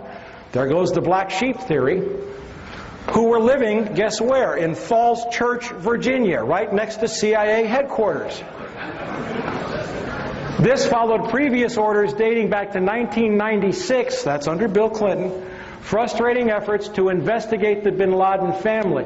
Source, BBC Newsnight correspondent Greg Palast. And on the TV broadcast, he actually held up an FBI national security report showing that the Bureau had been ordered to leave the bin Ladens alone. By the way, this is just for your edification. This is a copy of the BBC report showing that the Bush administration ordered the FBI to stop investigating the bin Laden family in January, right after taking office.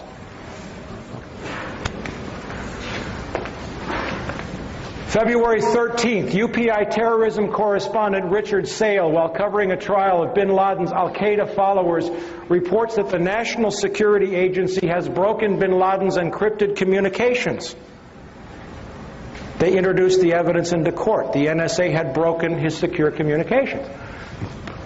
Even if this indicates that bin Laden changed systems in February, it does not mesh with the fact that the government insists that the planning for the September 11th attacks took years. May 2001, Secretary of State Colin Powell gives $43 million in aid to the Taliban. Why? Good question. Purportedly to assist hungry farmers who are starving since the destruction of their opium crop. And in January, on the orders of the Taliban. Source, the Los Angeles Times, May 22. In the year 2000, the UN says that there were 3,276 tons of opium produced in Afghanistan. In 2001, they estimate that the total crop was 185 tons. That's a reduction of 94%. Now, in the Northern Alliance areas,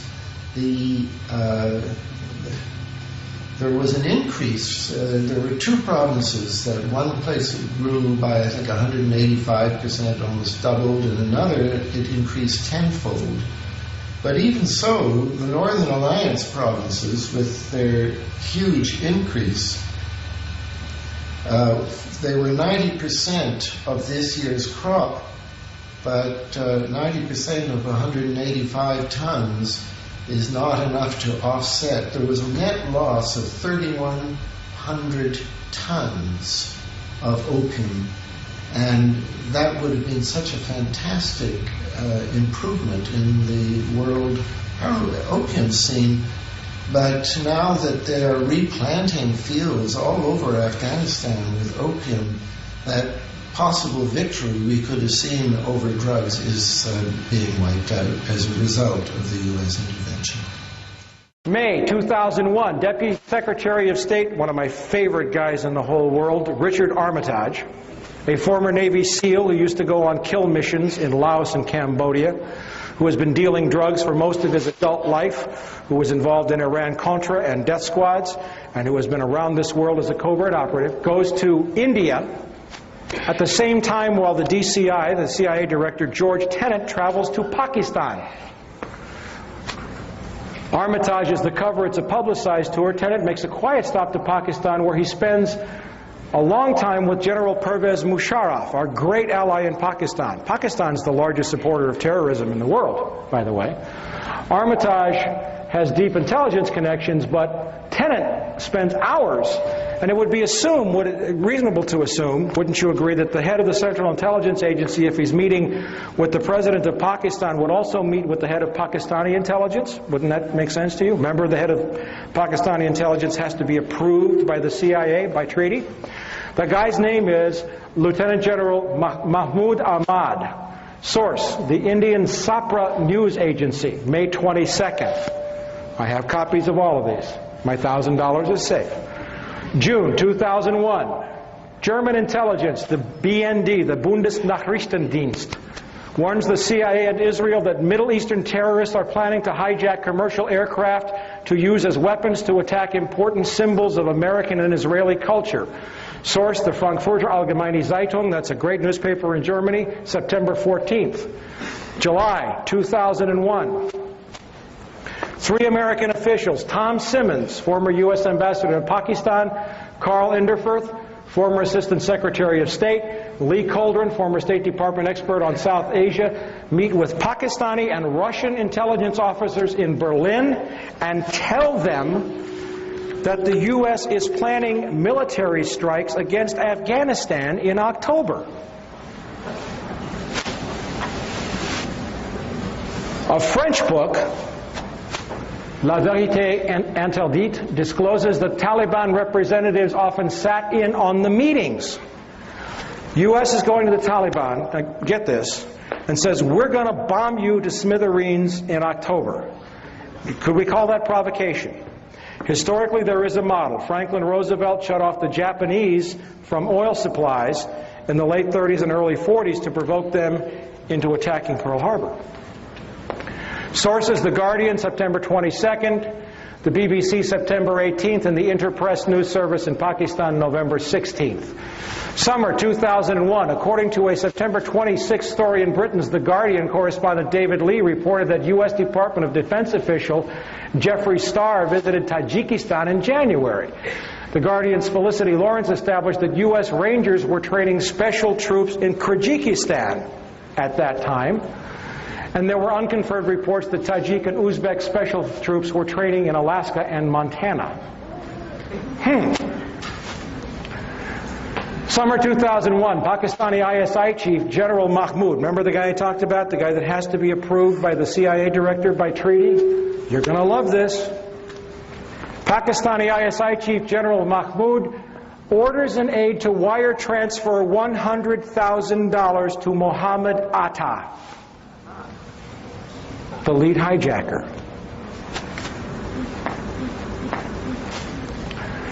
who was, according to the FBI, the lead terrorist in the suicide hijackings. Mahmoud recently resigned after the transfer was disclosed in India and confirmed by the FBI.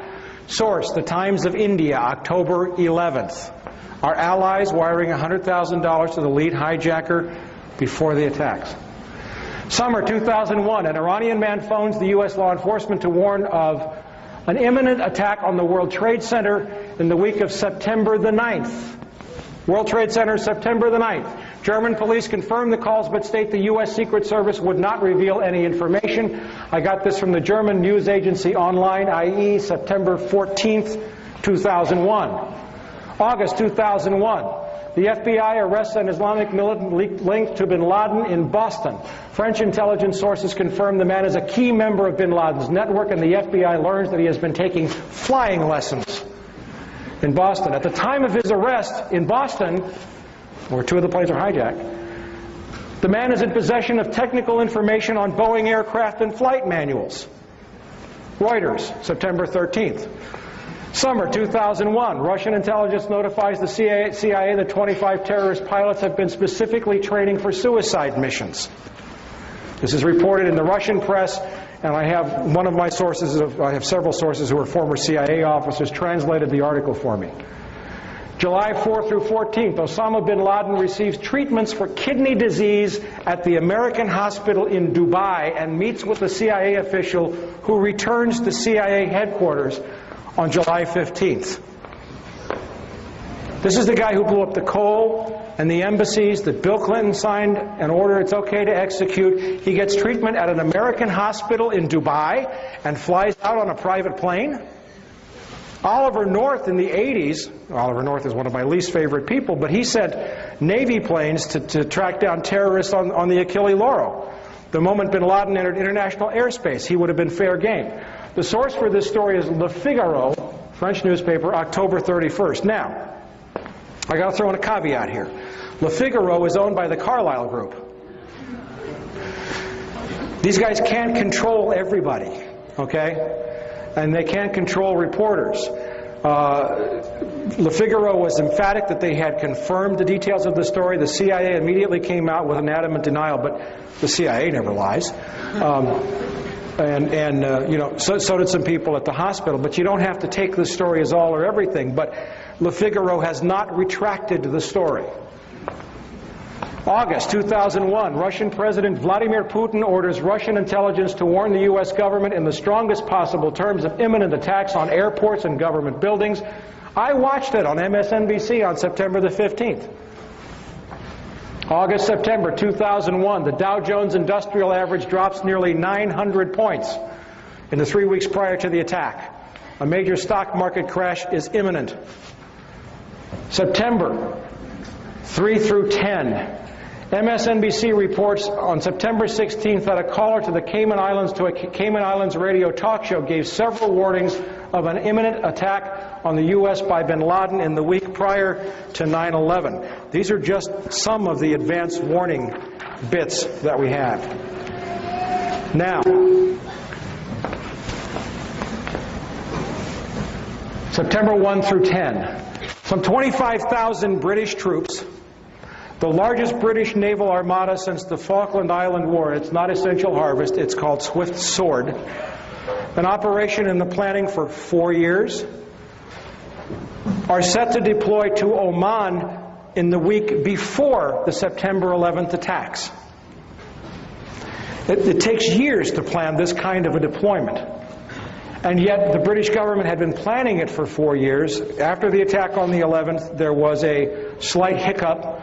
They waited, but the deployment went ahead as scheduled, supposedly to support the U.S. But you have to understand, I don't know how many veterans we have in this room, but you have to understand that it takes months and months and months to deploy these kinds of personnel, yet they're already set to go to Oman. At the same time, 2 U.S. aircraft carrier battle groups happen to be rendezvousing off the Pakistani coast. This is not a normal deployment. The Pakistani coast is not the Persian Gulf, it's the Arabian Sea. Yet we have 2 aircraft carrier battle groups off the Pakistani coast, and at the same time, some 17,000 U.S. troops joined more than 23,000 NATO troops for Operation Bright Star in Egypt. Fully deployed, combat ready, locked and loaded. All before September the 11th. Is this suspicious? I think so. September 6th through 7th. We have the 4,744 put options on United Airlines, CIA monitoring stock trading in real time. September 10th, 4,500 put options are purchased on American. September 6th through the 11th, no other airlines show any similar trading patterns to those experienced by UAL and American. The put option purchases on both airlines were 600% above normal. September 6th through 10th, put options on Merrill Lynch, Morgan Stanley, AXA Reinsurance, and Munich Re. It has been documented, and I talked about this through the Promise software, that intelligence agencies routinely track the stock trading. And I'll tell you what I think, an opinion here, happened, is that someone at CIA told the head of A.B. Brown, and the head of A.B. Brown decided to make himself a little money on the side, and he got caught because the stock market was shut down because, well, we'll come to that in a second. General Mahmoud of the ISI, the guy that wired $100,000 to Mohammed Atta, the guy that had to be approved by the CIA, happened to be in Washington on September the 11th. He had arrived a week before. I think he was discussing war plans. That's from MSNBC. September the 11th, for 35 minutes from 8:15 a.m. until 9:05 a.m., with it widely known to the FAA and the military that 4 planes had been simultaneously hijacked and taken off course. No one notifies the President of the United States. It is not until 9:30 that any Air Force planes are scrambled to intercept, but by then it is too late. This means that the National Command Authority waited for 75 minutes before scrambling aircraft, even though it was known that 4 simultaneous hijackings had occurred, an event that has never happened in history. Sources: CNN, ABC, MSNBC, the Los Angeles Times, and the New York Times. And if you go to my website, you will see the beginning of a fabulous series of articles out of Canada. They've established clearly, using documents that have now been taken down off of U.S. Air Force websites, that it is a matter of routine policy on the FAA and the U.S. Air Force to scramble a jet the instant any airliner is hijacked without waiting for an order from the President. What does that mean, scramble? I don't know, sorry. You put them up in the air and make them go intercept the jet, not shoot it down, but you put a fighter aircraft in the airspace with the hijacked airliner. It's FAA routine procedure. It doesn't require an order from the President of the United States. Remember Payne Stewart? Remember his airplane? Remember it went off course? It was off course for no more than 10 minutes, and fighter jets had been scrambled to fly along beside it.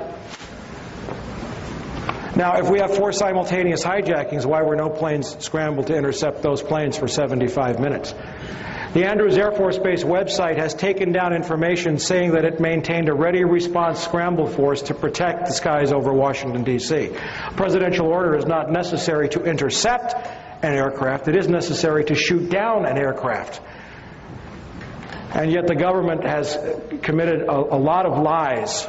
Dick Cheney has lied about U.S. Air Force response. I used to work outside Andrews Air Force Base. I saw F-16s, F-18s, F-15s taken off all the time. So they took down that site? They have changed the site. It has been archived and saved. If you go to my website, go to the articles, you can get links to the way it used to read. Okay? All right. September 13th. China is admitted to the World Trade Organization after 15 years of unsuccessful attempts. The vote was taken, it was just ratified about a week ago, but that was the vote. Nobody noticed. September 15th, the New York Times reports that Mayo Shattuck III, the head of A.B. Brown in the United States, resigned effective immediately without explanation. The insider trading, September 15th was the first day that the stock market opened after the attacks. September 29th, the San Francisco Chronicle reports that $2.5 million in put options on American Airlines and UAL are unclaimed. This is the result of the suspension in trading. Nobody showed up to claim it. October 10th, the Pakistani newspaper Frontier Post reports that Ambassador Wendy Chamberlain has called on the Pakistani oil minister. The pipeline is now a go. Mid-October 2001, the Dow Jones is back up near 10,000 as a result of the massive looting, outpouring of cash. Gonna love this one. One of my dearest causes in the whole world, I have a couple of monthly columns in magazines, one of which is High Times, believe it or not. And that's a strange thing for an ex-narc who hasn't had a beer or a joint. I've had no mind-altering chemicals in 18 years.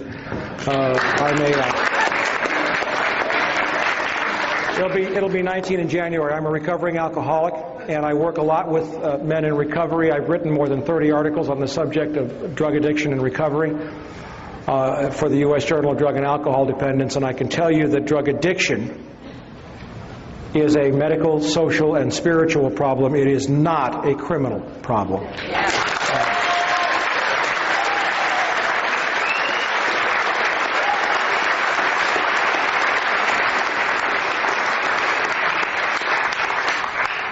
And one of the most frightening things that I saw in the wake, and we're going to wind this up here, and I'm going to hit you with everything that I got. One of the most frightening things that I saw in the wake of the attacks was a story that showed right here, this is from the New York Post, that the two companies, most of you know that some 30 to 40% of the prison inmates in this company are housed by private corporations who trade their stock on Wall Street based upon the number of human beings that they're housing in prison. That's what our economy has evolved into. We are a search and destroy economy. A snake eating its own tail is not nutritious, yet that's what we're doing. And I saw that the stocks of these two companies, Corrections Corporation of America and Wackenhut, went up 300% in the, 2 weeks after the attacks. And not only that, you read this story, and there was an urgent request outside of the budget for 40,000 new prison beds. That's before the next year's budget. Now, does anybody here think there are 40,000 Islamic terrorists in this country? Who are those beds for? I'll tell you when I get there, Okay? But the Bureau of Prisons budget request next year is supposed to ask for something, and this is not confirmed, but I've heard on the order of 400,000 new prison beds. Maybe more. Do you have that on your site? What I just showed you was in one of the issues of the newsletter on the site, yes. Now, in January of this year, when the Bush administration took office, these are the folks that brought us savings and loan with Lockheed Martin, DynCorp, looting $2 trillion out of the Department of Defense, $59 billion out of HUD. That's to sustain this bubble, to maintain the grip on power of this CFR trilateral group that has taken us into a war for Central Asian oil before the age of oil ends. And in January I said, they're going to go after Social Security. You mark my words. The savings and loan was just a warm-up. And here I find this story, or this letter, written to the Honorable Daniel Patrick Moynihan, who is the head of the President's Commission to strengthen, Newspeak, Orwell, strengthen Social Security. And the letter is from two members of Congress. It's from Henry Waxman, I don't have the second page, and one other member of Congress. And you know what they're saying? You've locked us out of your meetings. You're having closed-door, classified meetings on Social Security. We're the members of the Ways and Means Committee that are charged with Social Security oversight, and you have locked us out of the meetings. Does that scare you? It scares me. They've just been writing letters so far. Hey, listen, I'm going to come to this, but, there's a few bright lights on the hill. They aren't fully bright yet, but there are some people speaking out. And in the wake of the total assault on American civil liberties, Patrick Leahy forgive me, had the temerity to write 6 letters to Attorney General John Ashcroft demanding that he testify before the Senate Judiciary Committee on such matters as military tribunals and Ashcroft's unilateral decision to begin wiretapping attorney-client conversations in terrorist cases. And he said, I demand that you respond to me in writing. I think it was by the 13th. Well, he got a response in writing, but it was an anthrax letter.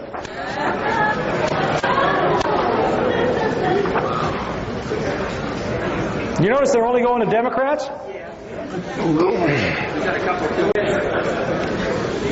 All right, now let's look at this. H.R. 3162, the Patriot Act. Hey, let's hear it for the Patriot Act.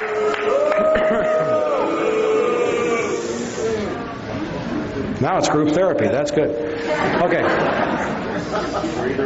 In the most recent issue of From the Wilderness, we covered some of the highlights or the lowlights of this bill. And I want you to listen to me very closely. This is your Constitution.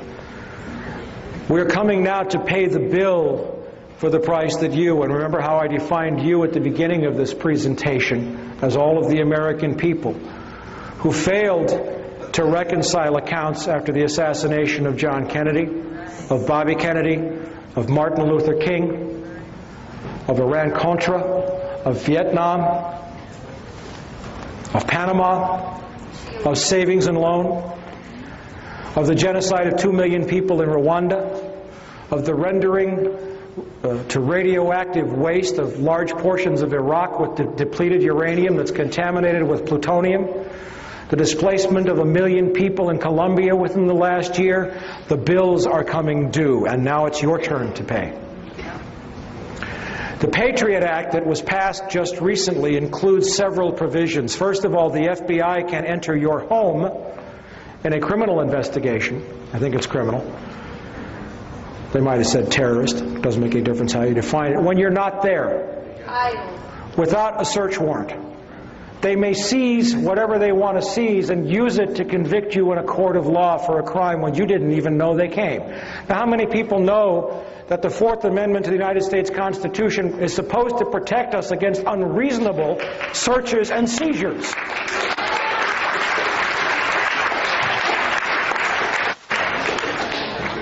The Patriot Act also permits the CIA to share its intelligence files with local law enforcement. Now, what does that mean? Everybody knows the agency's been wiretapping people illegally for a long time. So is the FBI, COINTELPRO. I mean, but the deal is that that information, because it wasn't obtained under a warrant, could never be introduced into court as evidence. Now, when the CIA turns all that information over to the Los Angeles Police Department or the Chicago Police Department, they can write that up as a probable cause statement, go out and find one other piece of evidence, and put it all into court. Gee, the Fourth Amendment is gone. The exclusionary rule, it's gone. The Act also provides that local police agencies can share their intelligence with the CIA, who may in turn share it with foreign intelligence agencies. We have the beginnings of a global secret police. Echelon is a program of wiretapping run by the United States, Great Britain, Australia, New Zealand, and Canada. And it was originally set up on the premise, gee, it's illegal for CIA to wiretap Americans, but there's nothing wrong with the Canadians doing it. And Americans will wiretap the British, and the Australians will wiretap, and then we all share it. That's Echelon. And now all that information now under the Patriot Act can now be used in terrorist criminal prosecutions. And it's going to get worse for you in just a minute here, if it isn't bad enough already. Okay. In addition, the Patriot Act allows cops to search for judges. You don't have to go to a judge in your jurisdiction. You can go to Joe Friendly Judge, thereby cutting out any judge that might refuse a warrant because it's not illegal. Or because it's illegal, excuse me. Now we have John Ashcroft saying he's going to wiretap attorney-client conversations in terrorist cases. Terrorist cases I'm only going to do it, I swear, involving cases of terrorists with foreigners. Now, the Fifth Amendment to the United States Constitution says that we have an absolute right against self-incrimination, and protected communications are those between an attorney and his client, a husband and his wife, a priest or a spiritual leader and his confessor. Gone. We have President George Walker Bush announcing by fiat, and it evoked a stirring series of editorials by conservative columnist William Safire, that he will now have military tribunals to try terrorists, could be held here in the United States. And in those military tribunals, they don't have to reveal evidence if it's in the interest of national security. They don't have to disclose the voting. They don't have to publicize the trial. And the person convicted can be executed even if 1/3 of the officers disagree. The Sixth Amendment to the United States Constitution provides the right to a fair and speedy trial, the right to confront one's accusers and to examine the evidence against him. Also, under the Patriot Act, it is legal for the FBI to come into any business on a terrorist investigation and seize all of the business records. And what's more, there's a clause in there that says that if it's your business, you can't tell anybody that the FBI was there, or they can lock you up. There goes the First Amendment, the freedom of speech, part of the First Amendment. Now, people who read this, who want to defend the Bush administration, will say, good grief, they wrote a sunset clause into this. It's supposed to go away after 4 years. Well, if you read the sunset clause, and it's in my last issue of From the Wilderness, there's a provision in there that says this clause applies except for in any case where where the investigation was begun before the sunset clause takes effect. The sunset clause doesn't exist. All they have to say is, we started this investigation before it's a date in 2005. And there is no sunset clause. There is no Santa Claus. Maybe. This is just the beginning. I didn't become a policeman to break laws. I became a policeman to protect people and to enforce laws. In the article in Insight Magazine, it was mentioned that you didn't get a chance to read the bill completely before you had to vote on it. Is that true? You know, that is interesting because a lot of people are fascinated with that possibility, and it is true. And they think, well, is this the first time that's happened? And I say, no. Anything that's important, that's the usually way they do it. Unfortunately, what they do is they pull these shenanigans and say, you don't have much time. But we looked real hard for that bill. And even while I was going to the floor, the staff still could not get it off the internet. So that in itself should have been a reason for everybody to vote against it. So there was not a full disclosure there. We had an idea that they were taking a reasonably bad bill and substituting a very bad bill, which was the Senate version. The House had actually cleaned up the Senate version to some degree, but they switched it at the last minute. We did not have it in front of us, so that even made it that much easier to vote against. And I am a very poor example. 23 years. I've been shot at twice. I've been made homeless. I've been forced into bankruptcy. I was told that if I ever had children, they'd be killed. I was denied employment. I was arrested on phony charges. I've had all of that in 23 years, and yet my sacrifice pales by comparison to some brave men I know. And I'll mention two out of dozens that I know. One is Celerino Castillo, a DEA agent who lives in McAllen, Texas, in poverty, who watched the CIA loading planes full of cocaine at Ilopango Airfield in El Salvador, who confronted Vice President George Bush then, and who was told to leave it alone. It's a White House operation. The DEA forced him out and almost killed him like Serpico. And the other is a Marine colonel by the name of Jim Sabo, who caught those CIA C-130s flying cocaine onto his base at El Toro Marine Air Station and was murdered because of it.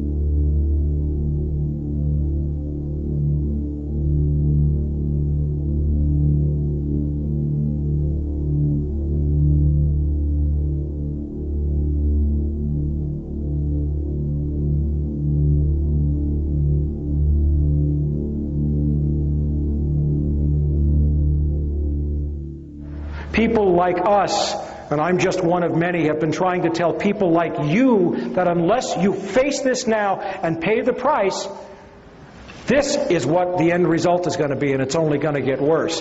Catherine Austin Fitts has a great saying, if we can face it, God can fix it. But it can't happen until we face it. Now let me show you what's on the drawing boards. This is being debated right now. Model State Emergency Health Powers Act as of October 23rd. This goes in conjunction with the 300 million doses of smallpox vaccine that are being ordered. This is an act that will give state and local governments the right to seal off neighborhoods, herd people into stadiums, close down all transportation, water, and communications, seal off everything, suspend the Constitution, seize property, and suspend the writ of habeas corpus. All justified under a supposed threat of massive biological warfare. This is being debated right now. The criminality of this regime is out of the closet. I noticed it was out of the closet in May when Citibank bought Banamex. They don't care anymore. They're arrogant. But I got news for you. These guys, and especially George W. Bush, play in a rigged game. They've always played in a rigged game. And those who play in a rigged game get stupid. Because they don't have to perform. Their arrogance gets them. Now, if you have any lingering doubts, and you can go to my website and read all of these documents of Operation Northwoods.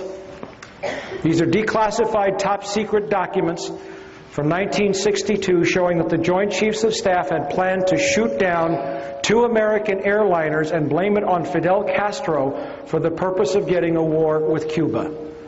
You don't have to believe me. Go read the declassified documents yourself. They don't care about us. Okay? They're all on the website.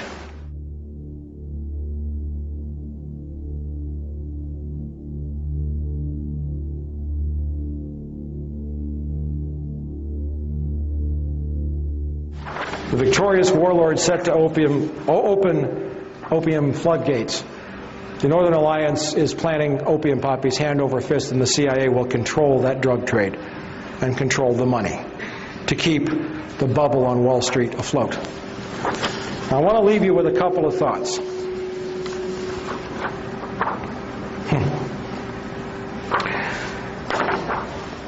I may have scared you, and I love it when people come up to me and say, Mike, what am I supposed to do? And I know that in your head you're saying, you don't want me to tell you what you're supposed to do, because what you want me to tell you is something that'll let you go home, drink a beer, watch your television set, and manage your 401k plan. Okay? Yeah, you can write, and I got to tell you, From the Wilderness, my newsletter has doubled in size since September the 11th. And you know what I'm doing with the money? I'm hiring reporters and I'm writing more stories. One thing you can do...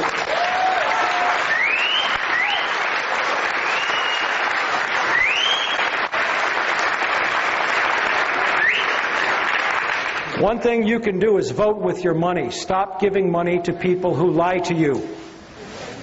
Okay? Now, I'll give you a little word of inspiration. I'll give you, this is a comment on the Patriot Act.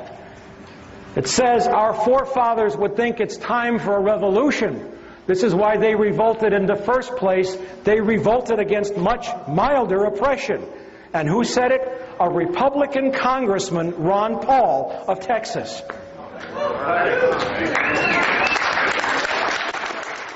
To vote against the Patriot Act was a very easy vote for me. To me, it was a clear violation of the civil liberties of all Americans. It was called Patriot Act because they didn't want anybody to vote against it, claiming that if you didn't vote for it, you weren't a patriotic American citizen. I think it was probably the opposite way. I think those who voted for it voted for a bill that undermined the Fourth Amendment, the whole principles of individual freedom and liberty in this country. So it was very easy for me to oppose a bill that would just open up Pandora's box with search warrants and the whole ability to wiretap and listen to all our communications, whether they were on the internet, and check on websites, the whole works. It was very easy for me to vote against that bill.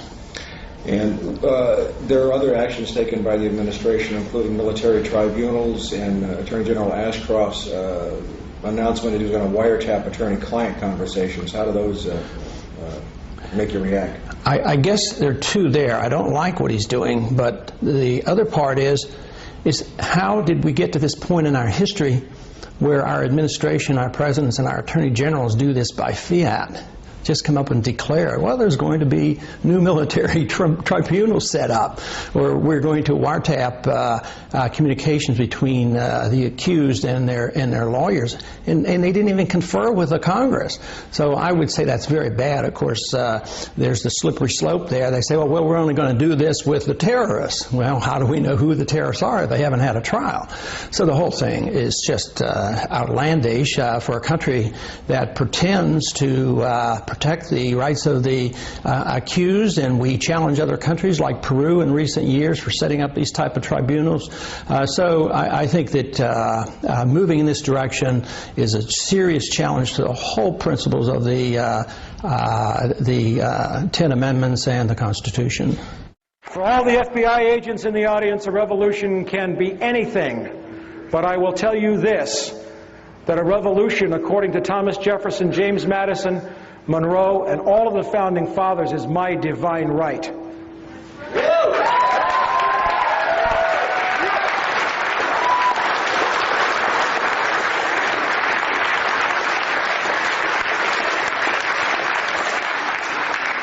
One of the most offensive statements I have heard since September the 11th was Pennsylvania Governor Tom Ridge, when he was sworn in. And he said, civil liberties are one of the most precious gifts that we give our citizens. I got news for you, Governor Ridge. These are inalienable rights. You don't give nothing to me, we give them to you.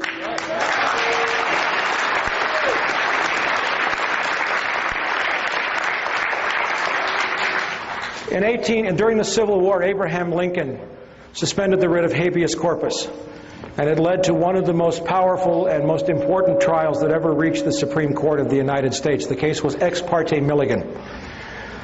And this is what they had to say. They said, the Constitution of the United States is a law for rulers and people equally in war and in peace, and covers with the shield of its protection all classes of men at all times and under all circumstances. No doctrine involving more pernicious consequences was ever invented by the wit of man than that any of its provisions can be suspended during any of the great exigencies of government.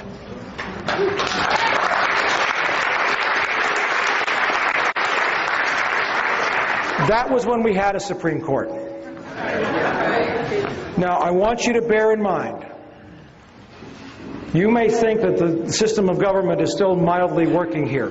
That, well, we had a law and you know what, so Congress is working, but you know, Congress is totally subdued. They're rolled over, they're not fighting, so you think it's the court. But bear in mind that the current Supreme Court is the one that illegally gave George W. Bush the election victory. And when I say illegally, I mean it was a butchery in the major media, because the Florida law said the clear intent of the voter. And what happened was the Supreme Court stopped the counting when there were thousands of ballots left uncounted that would have shown the clear intent of the voter, and said, we're going to make a one-case exception here, and we're going to say that we stopped the count, and we're going to just recount the votes that we have and ignore the votes where we could still determine the clear intent of the voter. That was an illegal decision. So where do you go after that? The first most important thing that the American people should remember is how George Bush came to the White House. 1, through fraud, and 2, through buying the election. The most money ever spent in the history of the United States for this office. That's a crime, and that's a shame. All right, we are living, get this, in an empire. Bill Sapphire said this about George W. Bush. He said, on what legal meat does this our Caesar feed? Bill Sapphire said that. Okay? And it is an empire. Now, I want to go all the way back, and I want to take you back before I shut up here and leave you with one of my favorite quotes of all time. The foundation of all mental illness is the avoidance of legitimate suffering. And the country is mentally ill. It'll wake up sooner or later. I don't know when. I'm not God. I don't know where this is going. I know that my job is to teach. My job is to give you information. And my job is to clarify for you what's at stake here. Let's look at the fact that, and this is the most important point, it appears to me that the American people might have a criminal syndicate running their government.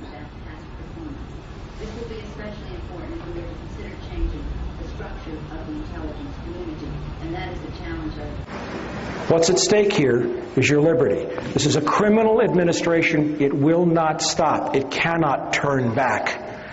President Bush broke the Presidential Records Act of 1978 by refusing to release the Ronald Reagan papers. Arbitrarily broke the law. John Ashcroft broke the law by ordering wiretaps of attorney-client conversations in terrorist cases. The Supreme Court doesn't exist. They're grabbing for the power right now, and you better rest assured, as sure as I'm standing here tonight, that the war that's supposed to be taking place against terrorism is also a war against you. Thank you very much.